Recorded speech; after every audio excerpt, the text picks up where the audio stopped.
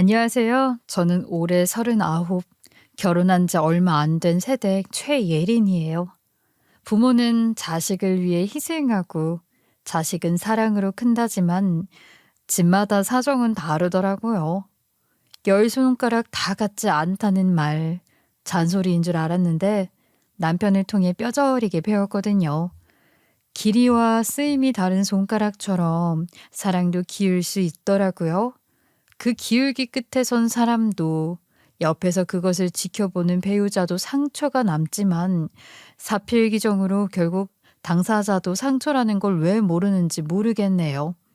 솔직히 말하면 저는 태어날 때부터 등 떠밀려서 살아야 했어요. 부모님이 이혼하셨을 때 제가 겨우 10살이었는데 그때부터 뭔가 달라져야 한다는 걸 본능적으로 느꼈죠.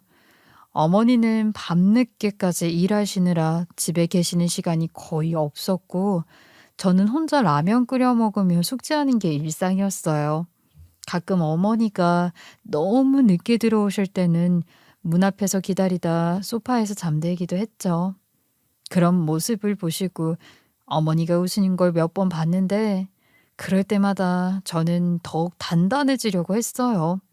다른 친구들처럼 투정 부리거나 응석 부릴 여유가 없다는 걸 어린 나이에도 알고 있었거든요. 늦어도 10시 전엔 갈게. 저 밥은 냉장고에 반찬 있으니까 알아서 해 먹고. 전화 너머로 들리는 어머니의 지친 목소리를 들을 때마다 가슴이 먹먹했어요. 그런데 동시에 이상하게도 각오가 서더라고요. 나는 정말 혼자니까 아무도 날 도와주지 않는다는 그 깨달음이 오히려 저를 더 단단하게 만들었던 것 같아요. 중학교 때부터 새벽 5시에 일어나서 공부를 했는데 친구들이 왜 그렇게 사냐고 물어보면 저는 항상 같은 대답을 했어요. 돈 벌어야 하니까.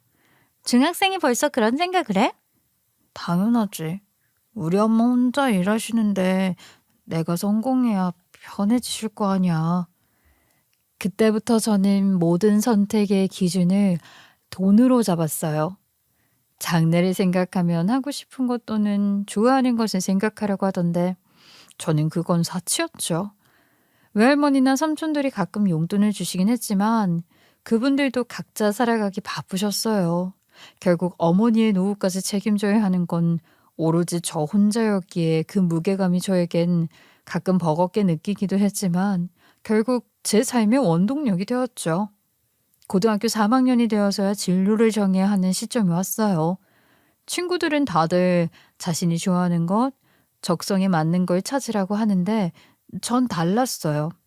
어떤 분야가 앞으로 돈이 될지만 생각을 했거든요. 그때가 2000년대 중반이었는데 사람들이 점점 잘 살게 되면서 건강에 관심을 갖기 시작하더라고요. TV에서는 다이어트 프로그램이 인기였고 동네마다 헬스장이 하나씩 생기기 시작했어요. 그걸 보고 '아 이거다.' 싶었죠. 건강과 미용. 이 두 가지는 사람들이 돈이 생기면 가장 먼저 투자하는 분야니까요. 임마, 아이 너 정도 성적이면 의대도 진학 가능한데 뭐 운동을 하겠다고? 그래 다시 생각해봐. 공부가 부담돼서 네가 잠시 딴 생각하나 본데 너 정도면 서울연고대 무난히 갈 텐데 얘 운동이라니. 그것도 입시 앞두고? 차대도 준비 기간 필요해. 너는 임마 차대는 늦었어. 제가 운동을 하겠다고 할 때 주위에서 다들 반대를 했어요. 공부를 잘했기에 선생님들이 아까워하시기도 했고 체대 입시 준비도 늦었다고 하셨죠. 하지만 모든 걱정을 무릅쓰고 계속할 수 있었던 건 저는 자신 있었거든요. 남들이 아직 주목하지 않은 분야를 선택해야 돈을 많이 번다고요.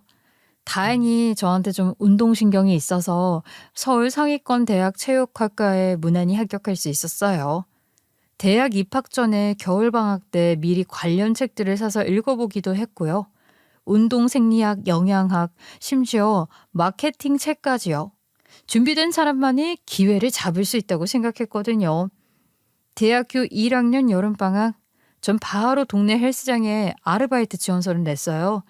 다른 친구들이 편의점이나 카페에서 일할 때 저는 제 전공과 연결된 일을 하고 싶었거든요. 처음엔 정말 단순한 일이었어요. 기구 닦고, 회원 출입 체크하고, 가끔 운동 자세 알려주고, 하루 8시간씩 서 있는 게 힘들긴 했지만, 그보다는 궁금한 게 더 많았어요.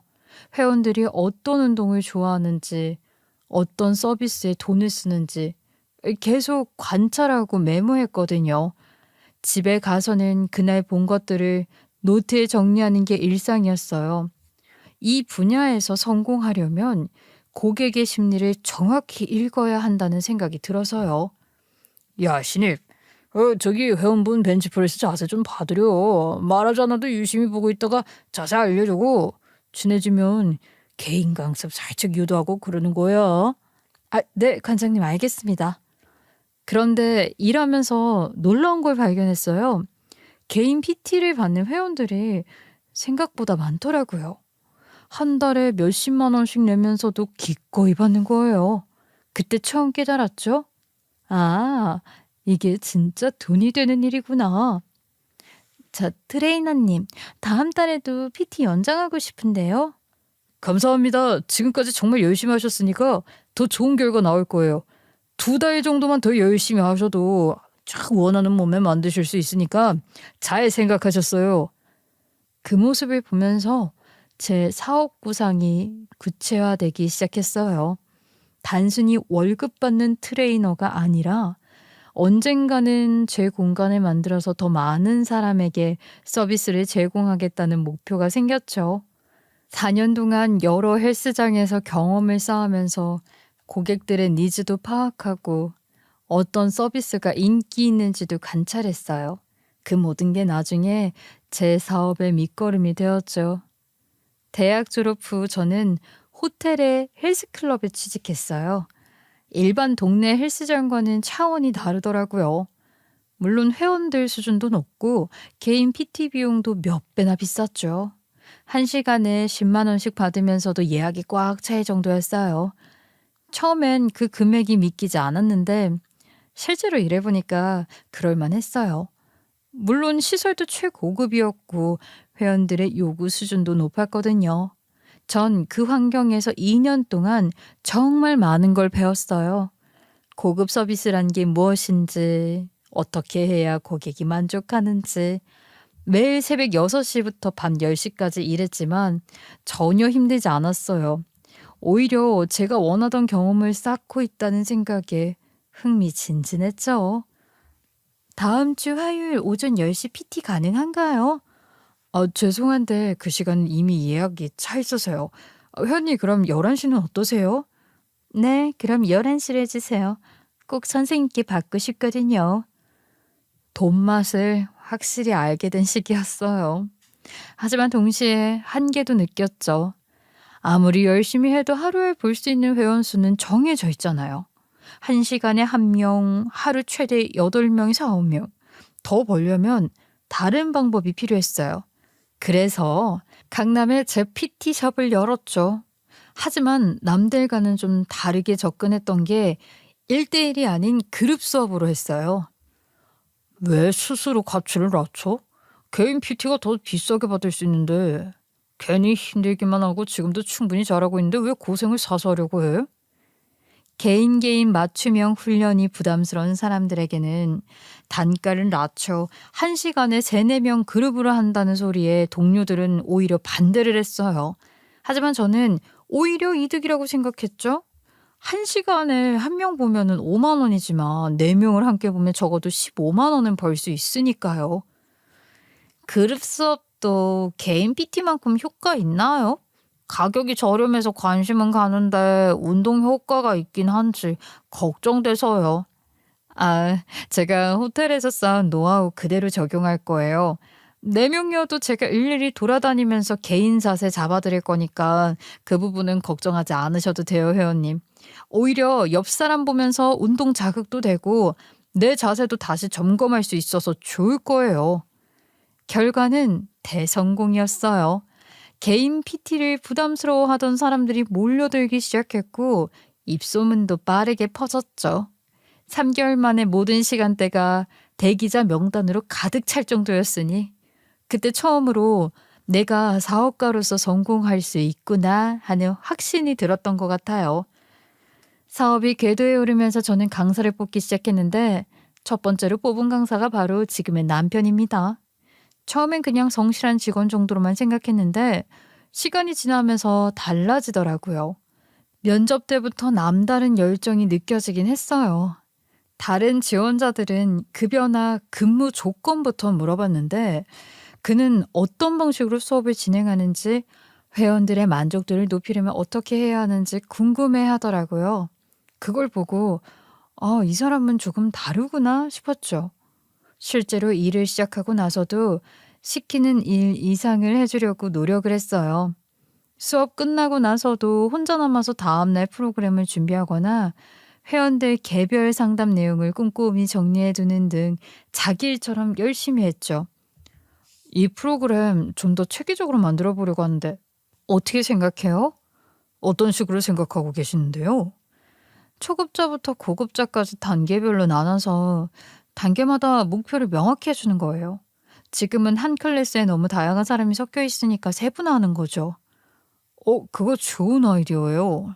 그렇지 않아도 운동 좀 하시는 분들은 강도가 약해서 재등록 확률이 낮아지고 있었거든요. 그러면 제가 커리큘럼 추안을 만들어 볼게요. 처음엔 시키는 일만 하던 그가 점점 적극적으로 아이디어를 내기 시작했어요. 3년쯤 지나니까 저보다 더 열정적으로 일을 하더라고요.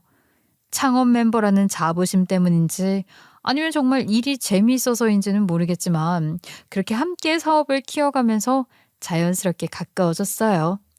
그렇게 재밌게 일하다 보니 어느덧 직원도 더 늘고 그의 위치는 작은 회사지만 중역이라고 말할 수 있을 정도로 제 바로 밑까지 올라왔죠.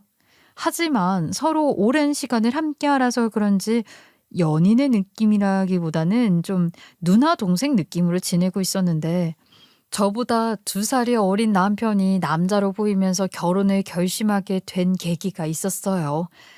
사실 남편이 제 돈을 보고 덤볐을 거라고 말하는 사람들도 꽤 있었는데 물론 겉으로 보이는 것만 보면 그럴 수도 있다고 생각해요. 하지만 남편 역시 그동안 정말 정말 열심히 살아왔고 제가 아깝지 않게 대기업 부럽지 않은 연봉을 챙겨줬기 때문에 꽤 돈을 모았거든요. 그래서 그런 오해는 풀고 시작하고 싶어요. 그때가 제가 36살이었는데 10년 넘게 하루에 서너 시간씩만 자면서 미친 듯이 달려왔더니 갑자기 현실을 깨닫게 된 겁니다, 제가. 이렇게 살아서 뭐 하자 하는 생각이 머릿속을 맴돌더라고요. 일요일 밤에 침대에 누우면 내일 눈을 안 떠도 좋을 것 같다는 생각까지 들 정도였어요.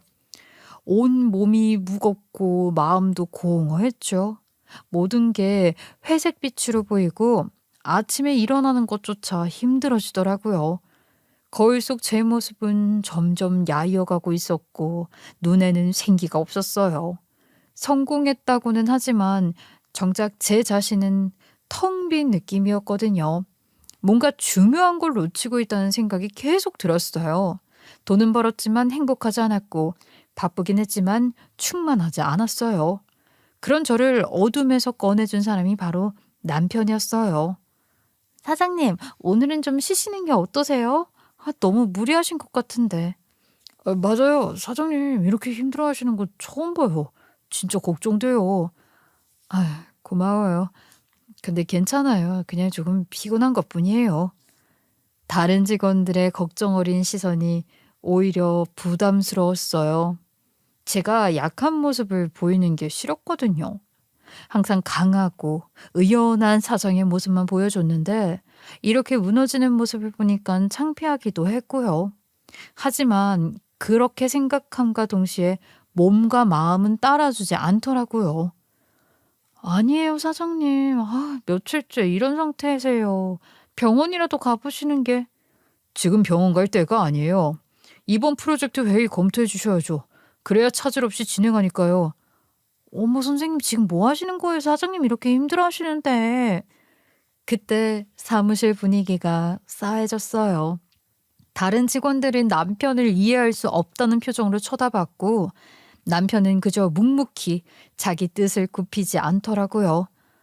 저는 그 상황이 너무 불편했어요. 바로 그렇기 때문에 더 중요한 거예요. 사장님이 계셔야 할 자리거든요. 정말 지금 꼭 해야 하는 건가요? 내일 해도 되는 거 아니에요? 내일로 미루면 안 되는 일이에요. 고객사에서 기다리고 있거든요. 다른 직원들은 제가 힘들어하니까 쉬라고 배려해주는 반면에 남편은 아주 끈질기게 회의 한 건을 가져오고 외부 협업으로 제가 꼭 있어야 하는 자리를 계속 만들어내더라고요. 처음엔 정말 이해가 안 됐어요. 날 이렇게 가까이서 지켜봤으면 그동안 얼마나 열심히 했는지 아는데 왜 대체 쉬게 해주지 않는 걸까? 오히려 더 부려먹으려고 하는 건가? 그런 생각이 들어서 하루는 정말 화를 냈어요. 제가 아니어도 되잖아요. 그 정도는 알아서 할 수 있는 거 아니에요? 그만 좀 부려먹어요. 내 회사인데 내가 시키는 게 아니라 시킴 당하는 느낌이 든다고요. 사장님, 진정하세요. 그때 남편의 차분한 목소리가 오히려 저를 더 화나게 했어요. 아니, 왜 이렇게 냉정할 수가 있는 거지? 힘들다고 말하는 사람에게 아무렇지 않게 이해하기 어려웠죠. 진정하라고? 나 정말 지쳤다고요. 좀 쉬고 싶다고요. 사장님, 그럼 질문 하나만 할게요. 지금 우리 회사 상태가 사장님이 원하시는 완성 단계인가요? 갑자기 그게 무슨 말이에요? 지금 상태가 사장님이 꿈꾸셨던 최종본이냐고 진지하게 묻는 겁니다. 그 질문에 순간 말문이 막혔어요. 정말 생각해 본 적 없는 질문이었거든요. 전 그저 더 많이, 더 크게만 생각했지 언제까지 어디까지 해야 하는지 고민해 본 적이 없었어요. 최종본이요? 그런 걸 생각해 본 적이. 그러면 아직 갈 길이 남았다는 거 아닌가요? 여기서 멈추시려고 하세요? 하지만 너무 힘들다고요. 이렇게 계속 달릴 수는 없다고요. 그래요. 물론 힘드시겠지만 지금이 가장 중요한 시기예요. 포기하면 안 돼요. 그 순간 머리를 한 대 맞은 것 같았어요. 항상 저는 돈, 돈, 돈. 더 많은 돈을 벌기 위해서 사업 구조를 넓히고 앞으로만 달려왔는데 제가 원하는 최종본이 뭔지는 생각을 해본 적이 없었거든요. 목표 없이 그냥 달리기만 했던 거예요. 남편의 말에 뭔가 뜨끔했지만 동시에 새로운 관점이 열리는 느낌이었어요. 남편은 차분하게 설명을 해주더라고요. 그의 목소리에는 확신이 있었고 저보다 더 명확한 비전이 있는 것 같았어요. 어떤 회사든 사장이 있어야 제대로 돌아가요. 사장이 돈을 놓았다는 걸 직원들이 아는 순간 회사는 망한다고요. 그렇다고 해도 나도 사람이잖아요. 지금은 좀 쉬고 싶다고요. 당연히 있죠. 하지만 지금은 그럴 때가 아니에요. 왜요? 직원들이 다 알아서 하면 되는 거 아닌가요? 아닙니다. 최소한의 것이라도 사장이 움직인다는 액션을 보여주는 건 정말 중요해요. 그게 회사를 지키는 방법이거든요. 그 순간 남편이 완전히 다르게 보였어요. 저보다 더 이 회사에 대한 애정이 있는 사람, 책임감이 있는 사람, 그리고 제 인생에 대해서 다시 생각하게 만드는 사람. 더 이상 직장 동료가 아니라 정말 생각이 깊은 남자로 보이기 시작했던 거예요. 단순히 일 잘하는 직원이 아니라 제 미래를 함께 고민해주는 파트너 같은 느낌이 들었어요. 나중에 알고 보니 남편도 그때 비슷한 생각을 했다고 하더라고요. 그런 진심이 오가면서 저희는 남녀로 보였다기보다는 그 이상으로 서로를 생각하게 되었어요. 그냥 막연하게 결혼한다면 이 사람이겠구나 하는 생각이 들더라고요. 이런 사람이라면 평생 동반자로도 너무 좋겠다는 확신이 서면서 연애 과정을 거치지 않고 곧바로 결혼을 준비하고 있었어요. 어느덧 제 나이는 30대 후반에 향해 가고 있었고 남편도 저보다 2살 어려도 30 중반이니까 너무 당연한 수순이었죠. 이상하게 또 설레는 감정보다는 든든함이 먼저 들었어요. 이 사람과 함께라면 어떤 어려움도 헤쳐나갈 수 있을 것 같은 그런 믿음이요. 사업적으로도 개인적으로도 완벽한 파트너가 될 것 같다는 확신이 들었거든요. 상견례도 정말 무난했어요. 저희 집이 홀어머니인데 신기하게도 남편도 그랬거든요. 다른 점이 있다면 남편에게는 여동생이 있다는 거였어요. 정말 데칼코마니가 따로 없다고 생각할 정도로 남편 역시 가장으로서의 책임감으로 일해왔더라고요. 우리 아들은 그냥 아들이 아니에요. 엄마인 나에게도 남편처럼 든든한 아들이에요. 저한테도 그래요. 동생이지만 철없는 다른 집 동생들과는 다르게 아빠처럼 기댈 수 있는 동생이니까요. 남편 가족을 만났던 그때 저는 이 말들이 단순한 가족의 표현이라고 생각했어요. 오히려 남편을 걱정하는 마음이 깊구나 하고 좋게 받아들였죠. 하지만 지금 생각해보면 그때부터 이미 신호가 있었던 것 같아요. 요즘 취업 대신 결혼하는 여자들 많다는데 혹시나 우리 아들 등골 빼먹는 그런 여자 걸리면 어떡하나 늘 걱정했는데 우리 아들보다 오히려 능력 있는 여자가 우리 며느리가 된다니까 내 마음이 다 편하네요.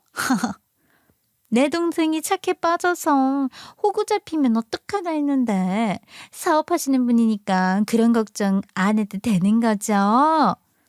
상견례 후 양가를 왕래하면서 이런 말들을 조금씩 하는데 남편이 직접 말하지 않아도 알겠더라고요. 말끝마다 결혼하면 모든 지원이 끊기는 줄 알았는데 그게 아니라 다행이다 라는 뉘앙스가 느껴졌거든요. 그동안 남편이 벌어다 준 돈으로 생활을 했구나 라고 말이에요. 하지만 그런 부분이 크게는 거슬리지 않았어요. 오히려 가족을 챙기는 남편의 모습이 더 멋있어 보였거든요. 시어머니는 평생 일을 안 하셨다고 했어요.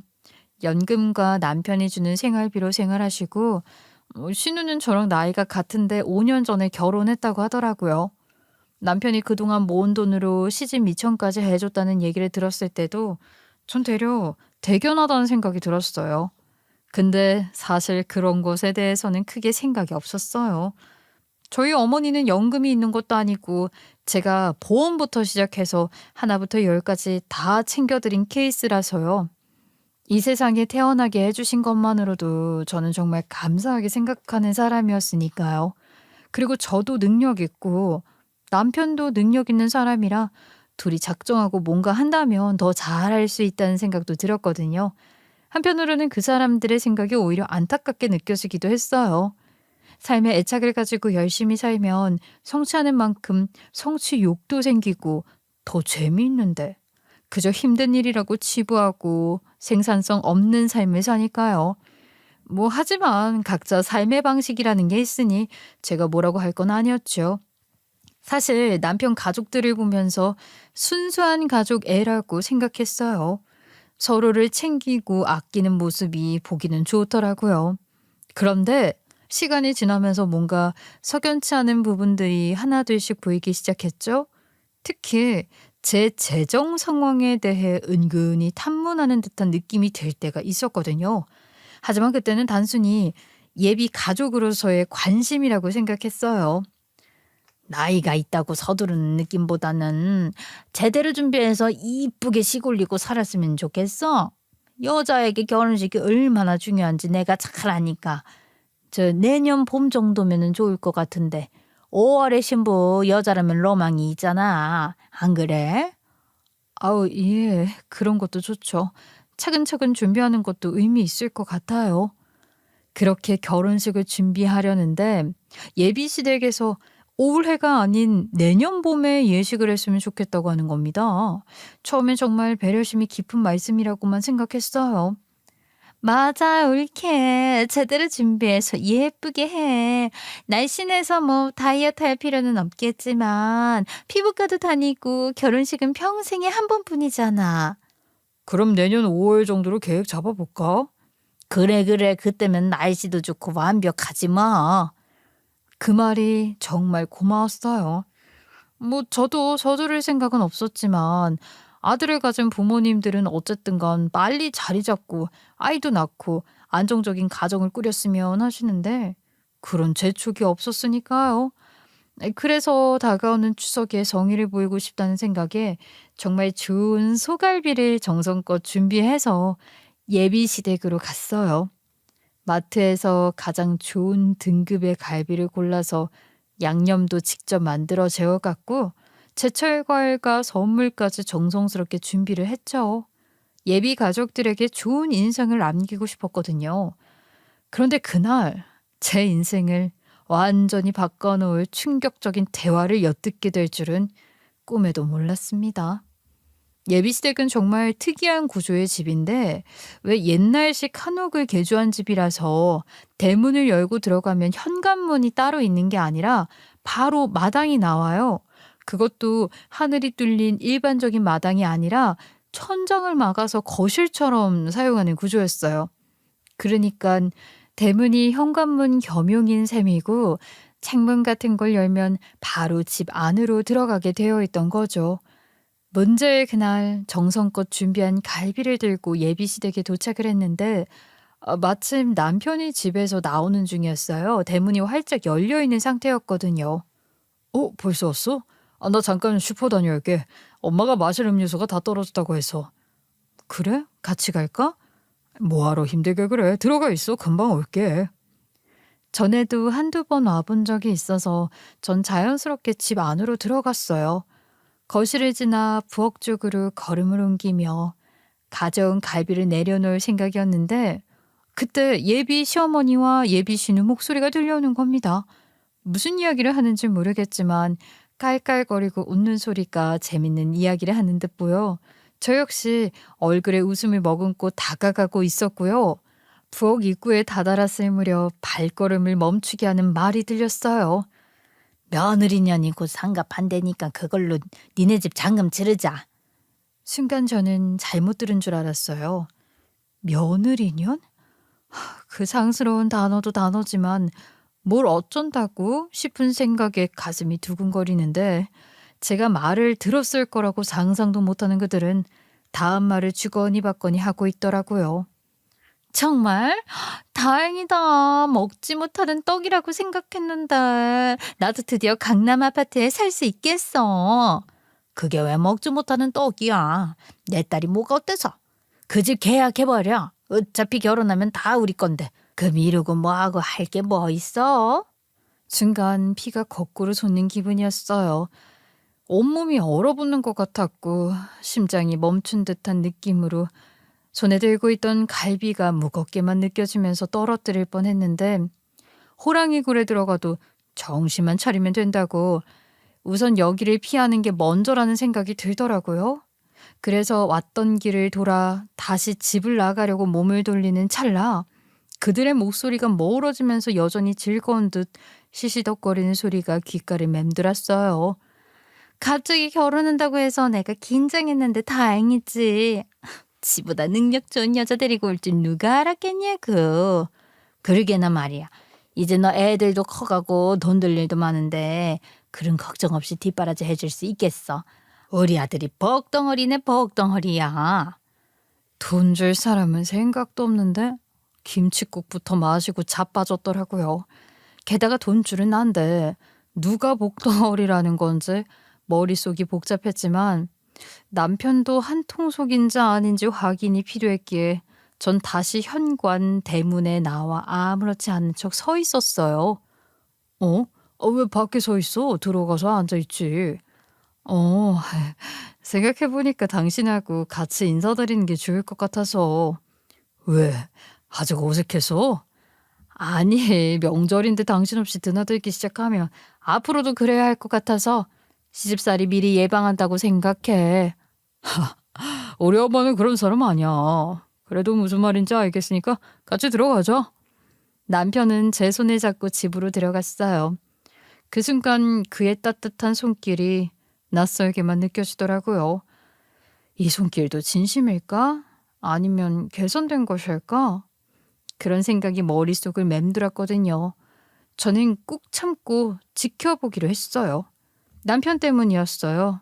적어도 우리가 지낸 시간은 진심이라고 믿고 싶었거든요. 어머, 우리 며느리 왔네. 어서 와요. 안녕하세요. 빈손으로 오기 뭐해서 갈비 좀 가지고 왔어요. 와, 이게 다 얼마치야? 마블링이 예술이네. 딱 봐도 비싸고 좋은 고기 같은데. 고마워요. 잘 먹을게요. 아, 좀 전에 제 뒷담화를 까던 사람들이 맞나 싶을 정도로 제 앞에서 알랑방귀 끼며 밝은 얼굴로 맞아주더라고요. 그런데 전과 다르게 "이게 다 얼마치야?" 같은 말들이 괜히 하는 빈말이 아니구나 싶은 게 그 시꺼먼 속내를 알아버려서 그런 건지 오래 있고 싶지 않았어요. 그래서 인사드리러 왔으니 인제 그만 가보겠다고 말했죠. 다들 오자마자 가냐고 서운하다는 마음도 내비쳤지만 전 그냥 엄마 핑계 대면서 결혼 전부터 명절에 너무 오래 있는 거 아니라고 말씀하셔서 이것만 전해드리려고 온 거라고 말했더니 남편이 중간에서 얼른 눈치채고 데려다 주겠다고 해서 빠르게 나올 수 있었습니다. 그리고 며칠 후 예비 시어머니가 좋은 일이 있다며 집으로 오라는 거예요. 이제 너도 우리랑 한 식구인데 좋은 날 함께 축하해 주는 게 맞지. 안 그래? 아, 예. 어머니, 무슨 좋은 일 있으신가 봐요? 그럼 좋은 일이 있고야 말고 저 오면은 아니까 와서 축하해 줘라. 알았지? 알았다고 대답하고 전화를 끊었는데 직감적으로 신우가 집을 계약한 날이라고 생각을 했어요. 명절날 그 말을 들었으니 명절이 끝나고 적당한 매물 또는 눈여겨보던 매물을 계약한 시점일 게 뻔했던 거죠. 게다가 명절날 신우가 시집 잘 가서 강남에 아파트 산다고 밑밥을 깔았으니 의심할 여지도 없었습니다. 아, 왔니? 우리 딸이 드디어 마음에 드는 집을 계약했다. 강남 신축이야, 신축. 신축이니까 집값 오를 일만 있으니 이제 부자 되는 건 식은 죽 먹기나 다름없지 뭐니. 엄마는 이제 계약한 건데 뭐 입주할 때까지 아직 좀 더 기다려야 하고 완전히 내 것 때리면 멀었지 뭐. 멀기는 뭘 멀어. 건물 세우는 거 금방이야. 우리나라 건축 기술을 알면서 그러냐? 아, 그래 누나, 내 집이라고 생각하면 더디게 올라갈 수도 있어도 자고 일어나면 아파트 뚝딱 만드는 게 우리나라인데 뭘 걱정해. 그 모습을 보고 있으니 진짜로 헛웃음밖에 안 났어요. 대체 무슨 생각으로 그 비싼 강남 아파트를 덜컥 계약했는지, 잔금까지 치르려면 시간이 있으니 서서히 제 목줄을 조여오며 달라고 할 심산인가 싶더라고요. 심리 싸움이라고 해야 하나요? 겉으론 아닌 척 웃고 있지만 그 속내가 너무 빤히 보이는 가소롭게 보였어요. 왜 어른들이 잔머리 굴리며 머리 굴리는 소리 다 들린다고 헛짓거리 하지 말라고 하잖아요. 딱 그런 느낌이었다고 말하면 제 기분이 잘 전달될지 모르겠네요. 우리 딸 정말 대견하지 않니? 축하 자리라고 축하해달라고 불렀는데 제가 그런 분위기 속에 한마디도 안 하고 있으니 예비 시어머니가 저를 저격해서 말씀을 하시더라고요. 그것도 웃긴 게 누구 돈으로 할 생각인지 빤히 알고 있는 저와 그걸 상상도 못하는 예비 시어머니니 상황 자체가 아이러니하게 느껴졌죠. 속으로 네 돈으로 사주는 거라고 말을 하고 싶은 건 아닐까? 머릿속이 어지러워지는 게 더 이상 그곳에 있어 봤자 가면 쓰고 이야기하는 사람들 사이에서 저만 미친년이 될 것 같다는 생각이 들었어요. 비정상 사람들 속에 있는 정상인 사람이 오히려 이상한 것처럼요. 저 파혼할래요? 축하를 종용하는 예비 시어머니에게 딱 진심과 본론이 담긴 한마디를 전했어요. 제 목소리는 낮고 단호했고 표정 변화 없이 무미건조하게 말했죠. 정말 하겠다는 의미, 너희들과 있는 이 순간이 정말 치욕이라는 그 느낌을 최대한 담아내고 싶었거든요. 뭐? 뭘 한다고? 저기요, 그게 무슨 소리야? 왜? 왜 갑자기? 아니 그럼 내 아파트는 어쩌라고? 다들 놀라면서 한마디씩 하는데 예비 신우가 속내를 숨기지 못하고 내비쳤을 때 예비 시어머니의 얼굴이 새파랗게 질리더니 몸이 휘청거리기 시작했어요. 그리고 그 자리에서 거품을 물고 쓰러지고 말았죠. 남편과 신우가 기겁하면서 시어머니를 부추겼지만 저는 그 자리에 가만히 서 있을 뿐이었어요. 남편은 이 상황을 어떻게 받아들여야 할지 모르는 눈치였고 저는 제 할 도리를 했다고 생각했으니 더 이상 그곳에 있을 필요를 느끼지 못하고 허탈함과 안도감을 동시에 느끼며 그 자리를 떠났네요. 사실 몇 번 예비 시어머니를 뵐 때마다 뭔가 이상하다는 느낌을 받았어요. 예비 시어머니는 신우를 감싸고 돌았는데 옆에 없어도 이야기에 등장한다는 것만으로도 눈에서 꿀이 뚝뚝 떨어졌거든요. 하지만 남편은 달랐죠. 바로 옆에 있어도 대면대면한 모습에 진짜 한 배 속에서 나온 자식 맞아? 싶을 정도가 한두 번이 아니었거든요.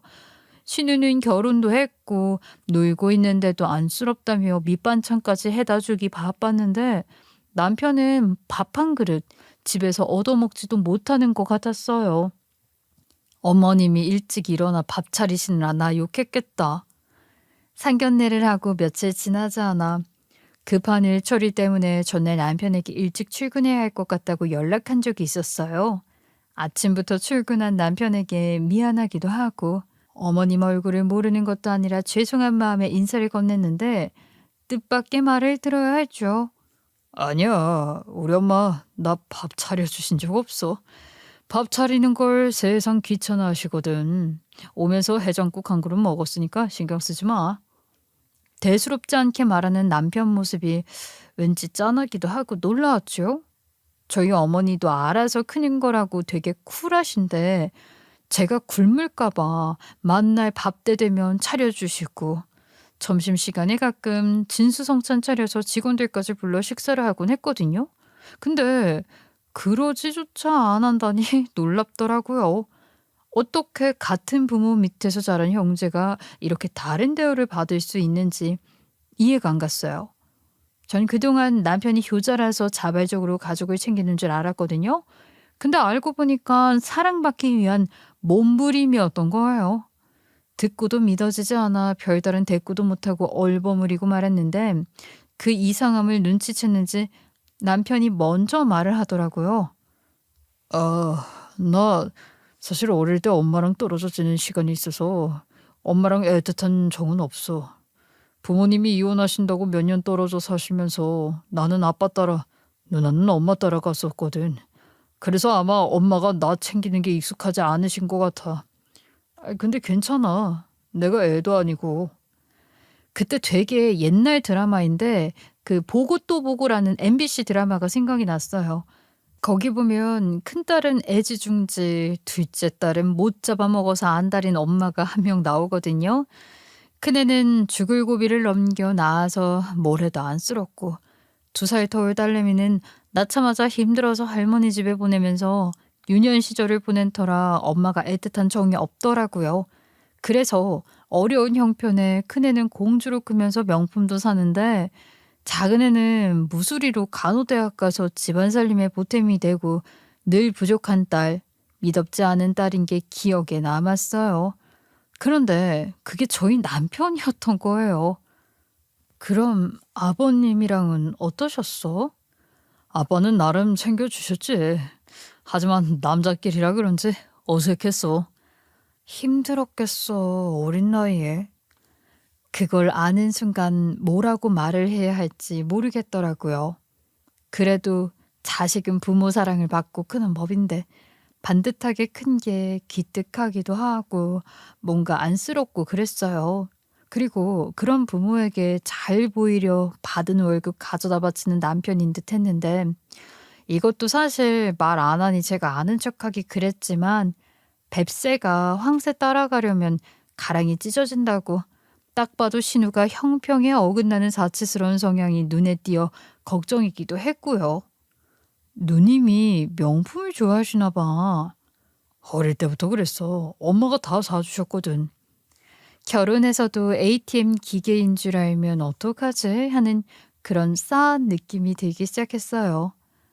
뭔가 불편한 신호였지만 사실 제가 나서서 뭐라고 할 수 없는 노릇이었죠. 야무지게 저는 주도권을 가지고 엄마 용돈이나 생활비를 주고 있지만 사실 엄마 노후 대비까지 ATM 기계인 건 저도 마찬가지라는 생각이 들었거든요. 다만 받는 사람이 고마워하냐 안 하냐의 차이인데 그걸 따지고 들 수 없는 노릇이었으니까요. 그런저런 생각들을 하며 지내는데 대놓고 ATM 기계 하라는 듯 말하는 예비 시어머니와 시누이. 그럴 이유가 없으니 저는 당연히 파혼을 선언할 수밖에 없었던 거예요.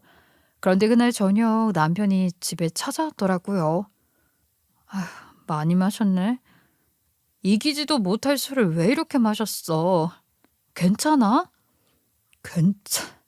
괜찮지 않아. 몸보다 이 마음이 너무 힘들어. 술을 마시지도 못하는 사람이 술을 잔뜩 먹고 제대로 걷지도 못해서 비틀거리면서 서 있었어요. 미안해. 정말 미안해. 내가 너무 욕심을 부렸나 봐. 무슨 말이야? 그 말 하려고 온 거야? 그냥 미안해서. 나 혼자만 그렇게 살면 되는 줄 알았는데 엄마랑 누나 생각은 그게 아닌가 봐. 나 하나로 부족해서 당신까지. 같은 말을 반복하며 절망적인 목소리로 울먹이는 남편을 보니 어찌나 안쓰러운지 안쓰러운 마음이 너무 많이 들었어요. 나까지 뭐 당신까지 힘들게 할 수 없으니까 우리 여기까지만 하자. 진심이야? 당신 마음은 그게 아닌데 환경이 그러니까 그만하자는 거? 내가 엄마 누나까지 어떻게 할 수가 없으니까. 자신도 버거운데 결혼 후까지 이 상황을 계속할 수 없다며 남편의 목소리에는 절망감이 가득했어요. 평소에 밝고 긍정적인 모습만 보여줬던 그가 이렇게 무너진 모습을 보이는 건 처음이었거든요. 정말 많이 고민했구나 싶었어요. 저에게 짐이 되고 싶다고 이별을 말하는 그에게 마지막 희망이 있을까 싶었지만 헤어짐이 힘들다면 저는 마지막 배팅을 하고 싶더라고요. 이 사람이 중심만 제대로 잡아준다면 우리 사이에 문제 없을 것 같았으니까요. 당신이 무슨 말 하는지 알겠는데 꼭 우리가 헤어지는 게 답이 아닐 수도 있어. 탤런트 김혜수 씨 알지? 김혜수 씨는 당신처럼 엄마를 책임진다는 생각에 결혼 안 하고 혼자 감당하고 있어. 여전히 혼자 살고. 근데 가수 장윤정 씨 알지? 그 아나운서랑 결혼해서 애들 낳고 행복하게 사는 여자. 그 여자는 똑부러지게 부모 형제 의절하고 지내. 그게 무슨? 그니까 당신은 어떻게 살고 싶은데? 그럼 내가 당신에게 상처를 줬어도 내가 엄마랑 누나 평생 안 보고 산다고 하면 당신 나랑 함께 해줄 수 있어? 그건 내가 아니라 당신이 결정할 문제지. 난 당신 하나 보고 결혼을 생각했던 사람이니까. 제 말이 끝나기 무섭게 남편은 긴장감이 풀렸는지 위태롭게 서 있지도 못하고 주저앉고 말았어요. 그러더니 아이처럼 목 놓아 울기 시작했죠. 저는 그 모습이 너무나 당혹스러웠지만 그가 어떤 결정을 내리던 마음에 앙금 없이 잘 마무리되었으면 좋겠다는 진심뿐이었어요. 그래서 아무 말 없이 그를 안아주고 토닥이며 진정될 때까지 기다렸죠. 고마워. 내가 평생 잘할게. 나도 이제 나 인정해주고 사랑해주는 당신이랑 내 가정 꾸리고 싶어. 이런 나라도 괜찮다면 나도 당신만 보고 살게. 고마워. 정말 고마워. 그렇게 말하더니 남편이 흐르는 눈물을 닦고 뭔가 결정했다는 듯 오히려 저를 꽉 안아주고 다시 오겠다고 말하더라고요. 그 모습을 보는데 안도감이 들면서 한편으로는 안쓰럽기도 했네요. 30대 중반의 어른이 아이처럼 울고 있는 모습이 너무 안타까웠으니까요. 그동안 얼마나 많은 걸 혼자 감당해왔을까 하는 생각이 들었거든요. 이제라도 진심으로 자신을 받아줄 사람을 만난 게 다행이라고 생각했어요. 그래도 가족과 등을 진다는 건 쉬운 결정이 아닐 테니까요. 그리고 동시에 걱정도 됐어요. 정말 가족과 연락을 끊을 수 있을까? 나중에 후회하지는 않을까? 하는 생각들이 머릿속을 맴돌았거든요. 그 후 무슨 일이 있었는지 저에게 시누이와 시어머니가 번갈아 가면서 전화를 하기 시작했습니다.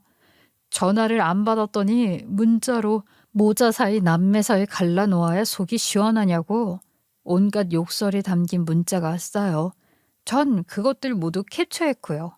남편이 가기 전에 저에게 부탁을 했거든요.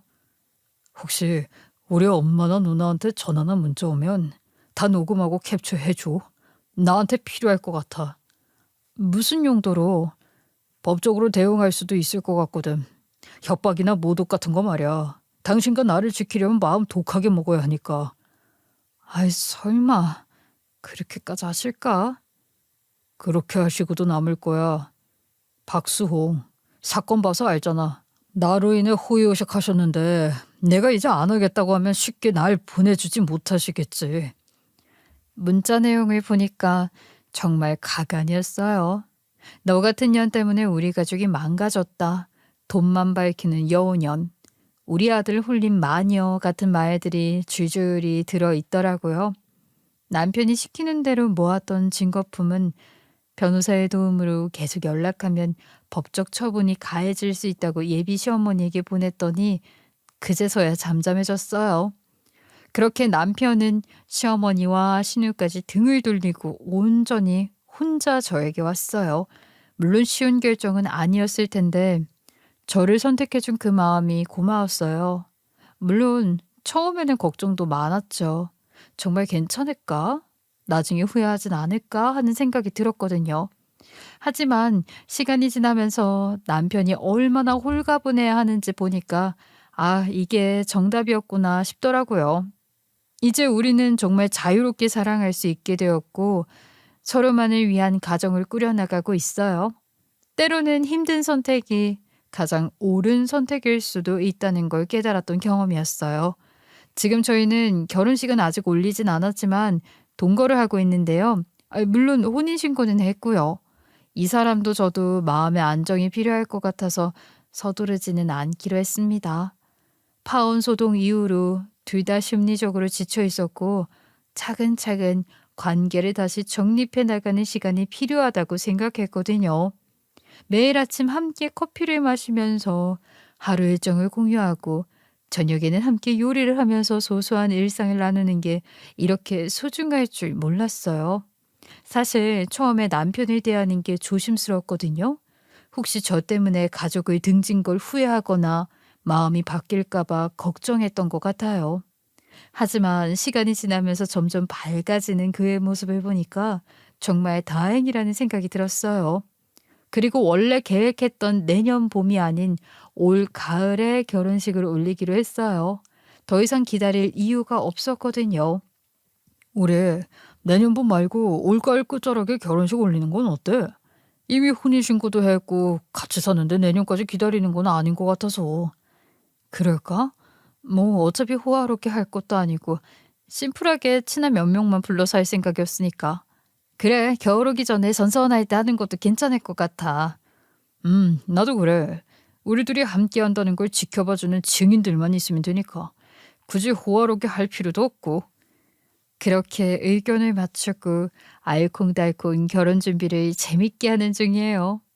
원래 사업 파트너로도 궁합이 잘 맞았기에 뭔가 같이 계획하고 알아보는 이 시간이 정말 즐거워요. 웨딩홀 보러 다닐 때도 저는 실용적인 것만 따지는데 남편은 저를 위해 로맨틱한 부분까지 챙겨주더라고요. 아이, 그 너무 실용적인 부분들만 생각하지 말고 평생 한 번이니까 당신 하고 싶은 대로 해. 돈은 결혼식 끝나고 둘이 열심히 채우면 되니까. 드레스 고를 때도 제가 너무 심플한 것만 보니까 화려한 것도 한번 입어보라고 권해주고요. 이런 소소한 배려들이 정말 고마웠어요. 그리고 남편에게 사업자회가 들어와서 또 다른 준비를 하고 있는데요. 아무래도 운동 분야가 남자 여자 파트가 나뉘기도 하고 저와 다르게 남편만의 대범한 부분들이 있어서 평소 관심을 갖던 분야였는데 운 좋게 콜라보 제의가 들어오면서 남편 앞으로 사업 확장이 가능하게 되었습니다. 사실 이런 기회가 오리라고는 예상도 못했는데 남편이 빛을 보는 것 같아서 정말 뿌듯해요. 남편이 사업 제안서를 검토하는 모습을 보면 정말 진지하고 열정적이에요. 밤 늦게까지 자료를 정리하고 계획을 세우는 뒷모습을 보면서 이 사람이 그동안 가족 때문에 얼마나 많은 기회를 놓쳤을까 하는 생각이 들어요. 이제라도 자신만을 위한 꿈을 펼칠 수 있게 되어서 정말 다행이라고 생각해요. 늦었지만 지금부터라도 제대로 시작하는 거죠.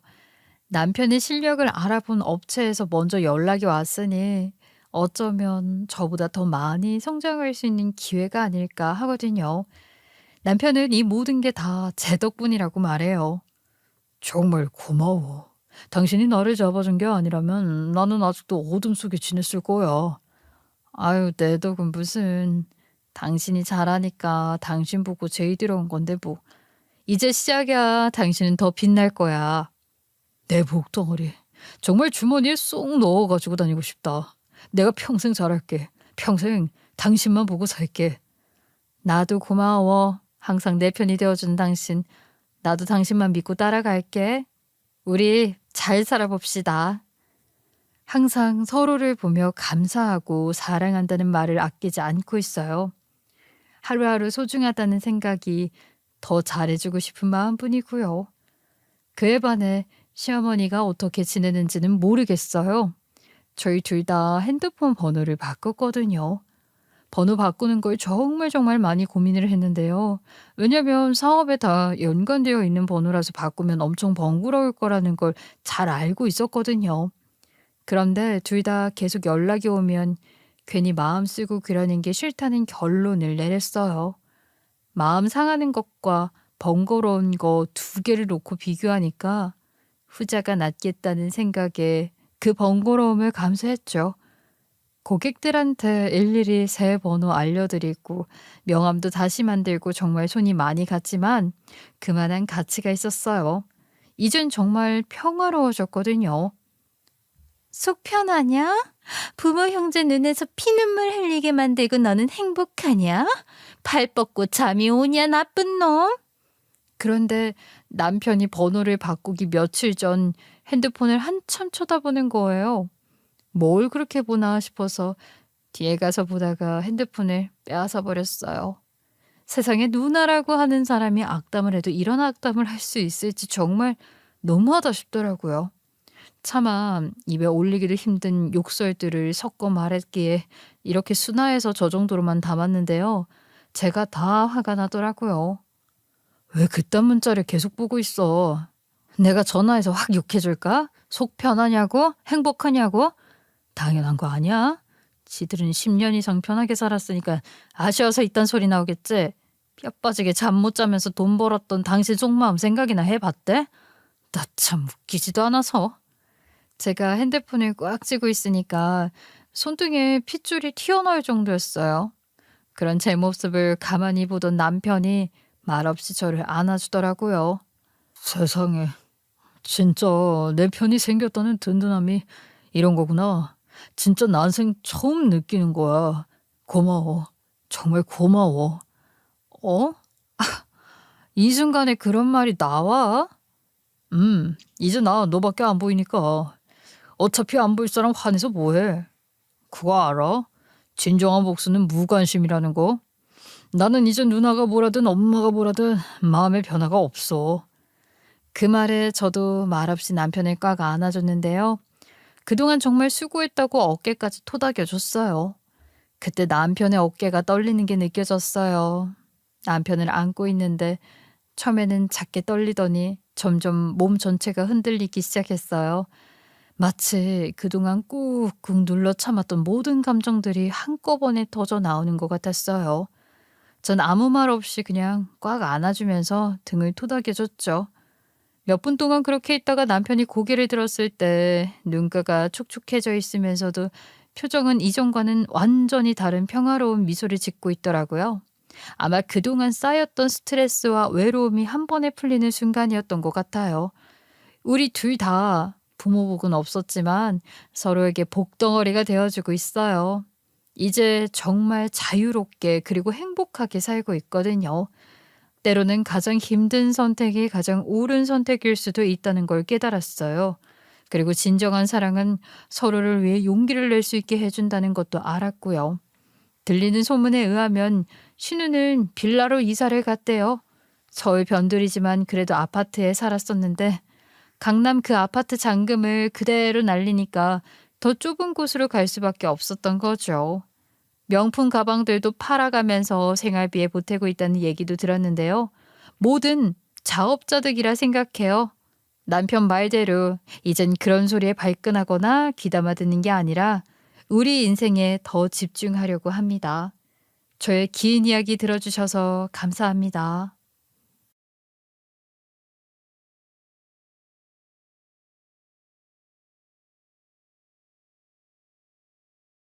인생을 살다 보면 내 가족으로 인해서 특별한 경험을 하거나 또는 특별한 인연을 맺게 되는 일들을 경험하기도 하죠.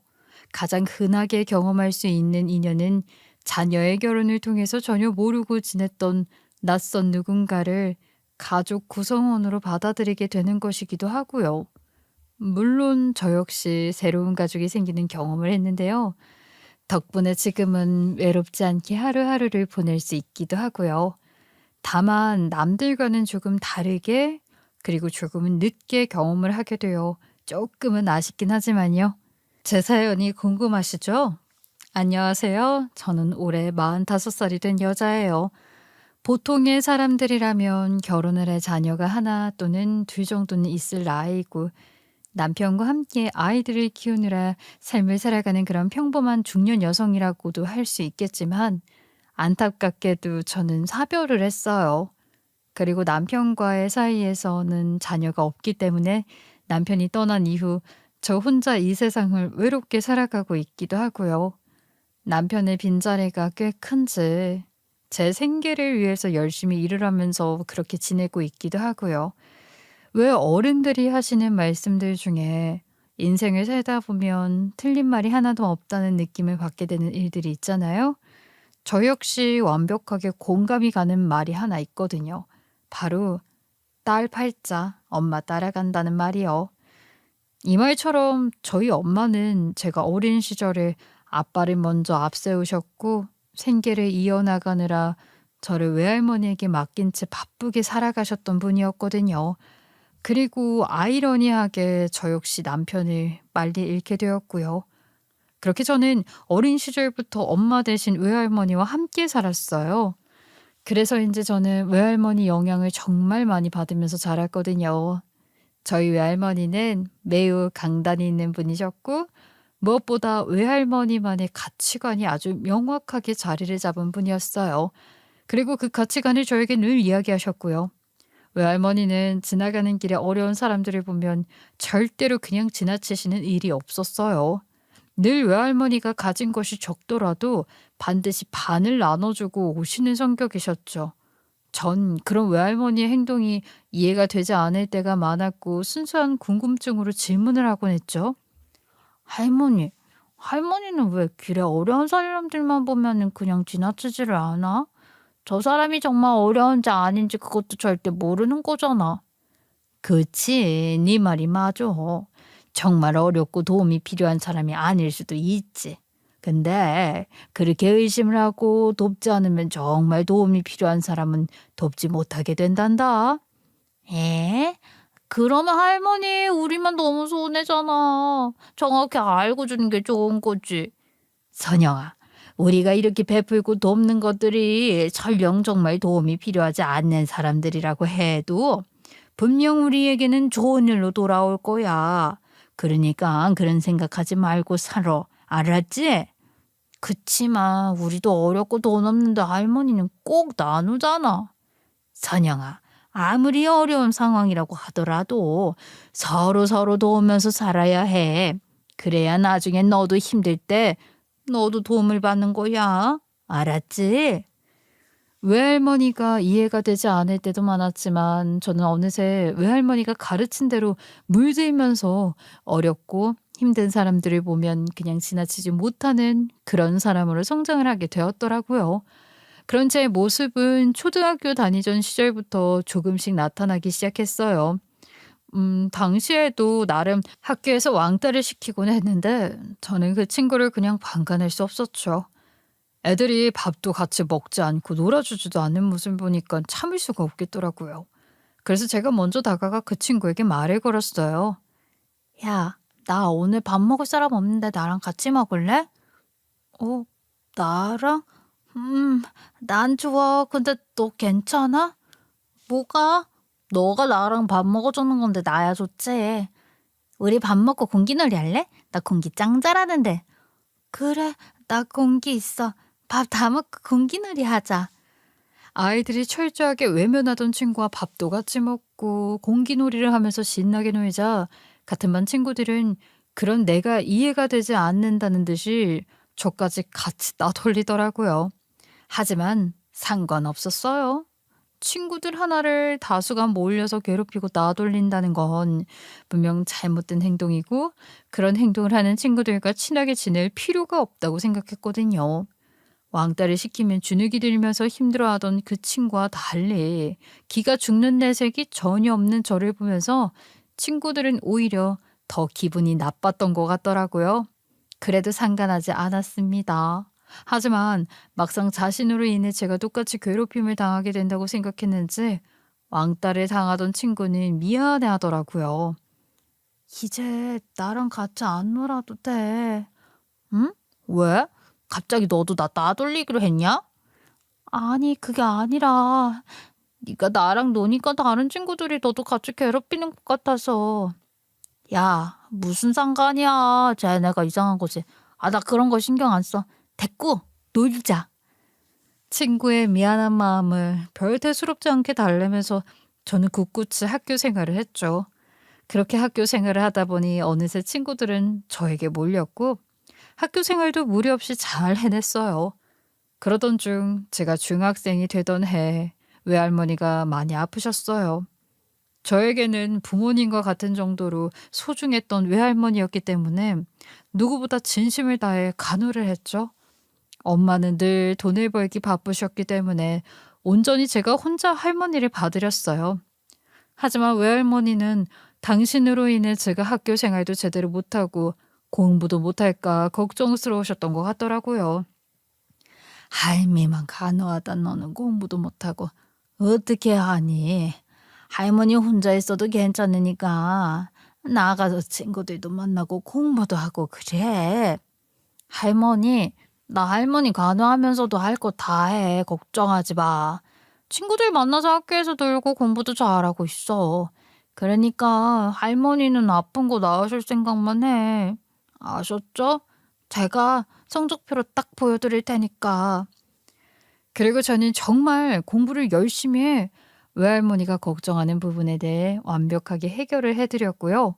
그렇게 저는 외할머니를 포함해서 제가 정말 좋아하는 사람들이 저로 인해 마음을 쓰지 않도록 하기 위해 늘 저를 희생하며 지냈기도 하고 또 나름 모든 것들을 포기하지 않고 해내려는 끈질긴 면도 있었던 것 같아요. 이런 제 성격은 고등학교 진학 그리고 대학을 진행해서도 달라지지 않았어요. 그리고 이 성격 때문에 저는 지금의 남편을 만나게 되었어요. 남편은 늘 외롭게 혼자 있는 시간이 많은 사람이었고 저는 그런 남편의 모습을 보면 늘 신경이 쓰였어요. 그래서 늘 먼저 다가갔고 함께 시간을 보내는 일이 많았는데 감정이 싹 트면서 우리 두 사람은 연애 후 결혼까지 하게 됐죠. 남편과 깊은 사이가 되면서 결혼 전 남편의 가족들에 대한 깊은 이야기를 들은 적이 있었는데 그 말을 듣고 나니까 남편이 더 좋아졌어요. 평생 함께 하면서 행복하게 해주고 싶다는 생각이 들었던 것 같아요. 근데 오빠는 왜 가족들 이야기를 잘하지 않는 거야? 나 궁금한데. 글쎄. 난 원래 가족이 없었어. 그래서 늘 외로웠고. 응? 가족이 없었다고? 누가 부모님인지 얼굴도 기억이 안 나? 기억이 안 나. 내가 기억나는 건 보육원에서 나를 키워주고 예뻐해준 보육원 어머니뿐이니까. 그래? 그럼 잘 됐다. 앞으로는 나랑 가족하자. 내가 오빠 가족이 되어줄게. 우리 둘이 아이도 낳고 또 가족 만들어서 오빠가 꿈꾸는 대가족 만드는 거야. 어때? 나랑 가족할 수 있겠어? 나야 좋지. 아무도 없는 외로운 나랑 가족이 되어준다고 하는데 고맙지. 남편의 가족사는 제가 생각했던 것보다 훨씬 더 불우했고 심지어 부모가 누구인지도 모른 채 힘들게 살았던 사람이라는 걸 알게 되니까 제가 꼭 이 사람과 행복한 가정을 꾸려서 행복하게 해줘야겠다는 생각이 드는 겁니다. 게다가 남편은 살아온 환경과 다르게 성품이 매우 착했고 따뜻한 사람이었거든요. 특히 아이나 노인과 같이 도움이 손길이 많이 필요한 사람들은 유독 그냥 지나치지를 못했어요. 마치 예전에 제가 제일 사랑했던 저희 외할머니처럼요. 길에 어린아이가 울고 있으면 그냥 지나치는 법은 절대 없었고 아무리 바쁜 상황이라고 하더라도 아이를 꼭 도와준 후 가야 하는 사람이었어요. 뿐만 아니라 동네 몸이 불편하거나 나이가 많은 독거노인분들을 보면 그대로 지나치지를 못했고요. 반드시 본인 지갑에 있는 돈을 다 들인 후에 돌아와야 마음이 편한 사람이었거든요. 외할머니가요, 꼭 살아 돌아온 것 같은 모습에 저는 또다시 외할머니에게 했던 질문을 한 번 더 했어요. 오빠는 참 신기해. 어쩜 이렇게 모두에게 따뜻한 사람일 수가 있어? 오빠도 오빠 일이 급할 때도 있잖아. 근데도 꼭 돕잖아. 나? 글쎄. 나는 가족이 뭔지 잘 모르잖아. 그래서 그런가. 어렵고 힘든 사람들만 보면 혹시 나를 찾는 우리 부모님도 저러고 계시는 건 아닐까. 저 아이도 나처럼 엄마 아빠를 잃고 힘든 건 아닐까 하는 마음에 다 가족같이 느껴지는 것 같아. 남편은 매우 무심하고 무뚝뚝한 말투로 이야기를 했지만 그 내용은 제 가슴이 아릴 만큼 안쓰럽고 슬픈 이유이기도 했어요. 그런 남편을 보면서 저는 늘 나는 참 남편 잘 맞는 것 같아 라고 말을 하면서 나서서 남편의 선행을 도우며 지냈죠. 그렇게 남편과 저는 같은 가치관으로 똘똘 뭉쳐 가족이 되었고 소박하지만 따뜻한 마음을 품며 하루하루 행복하게 살았어요. 적어도 우리만의 가족을 꼭 만들어서 행복한 삶을 살자고 약속을 하면서 말이에요.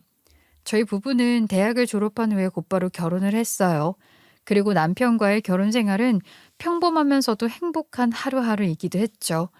어린 나이였지만 이런 게 행복이라면 행복이겠구나 싶은 생각을 하기도 했고요.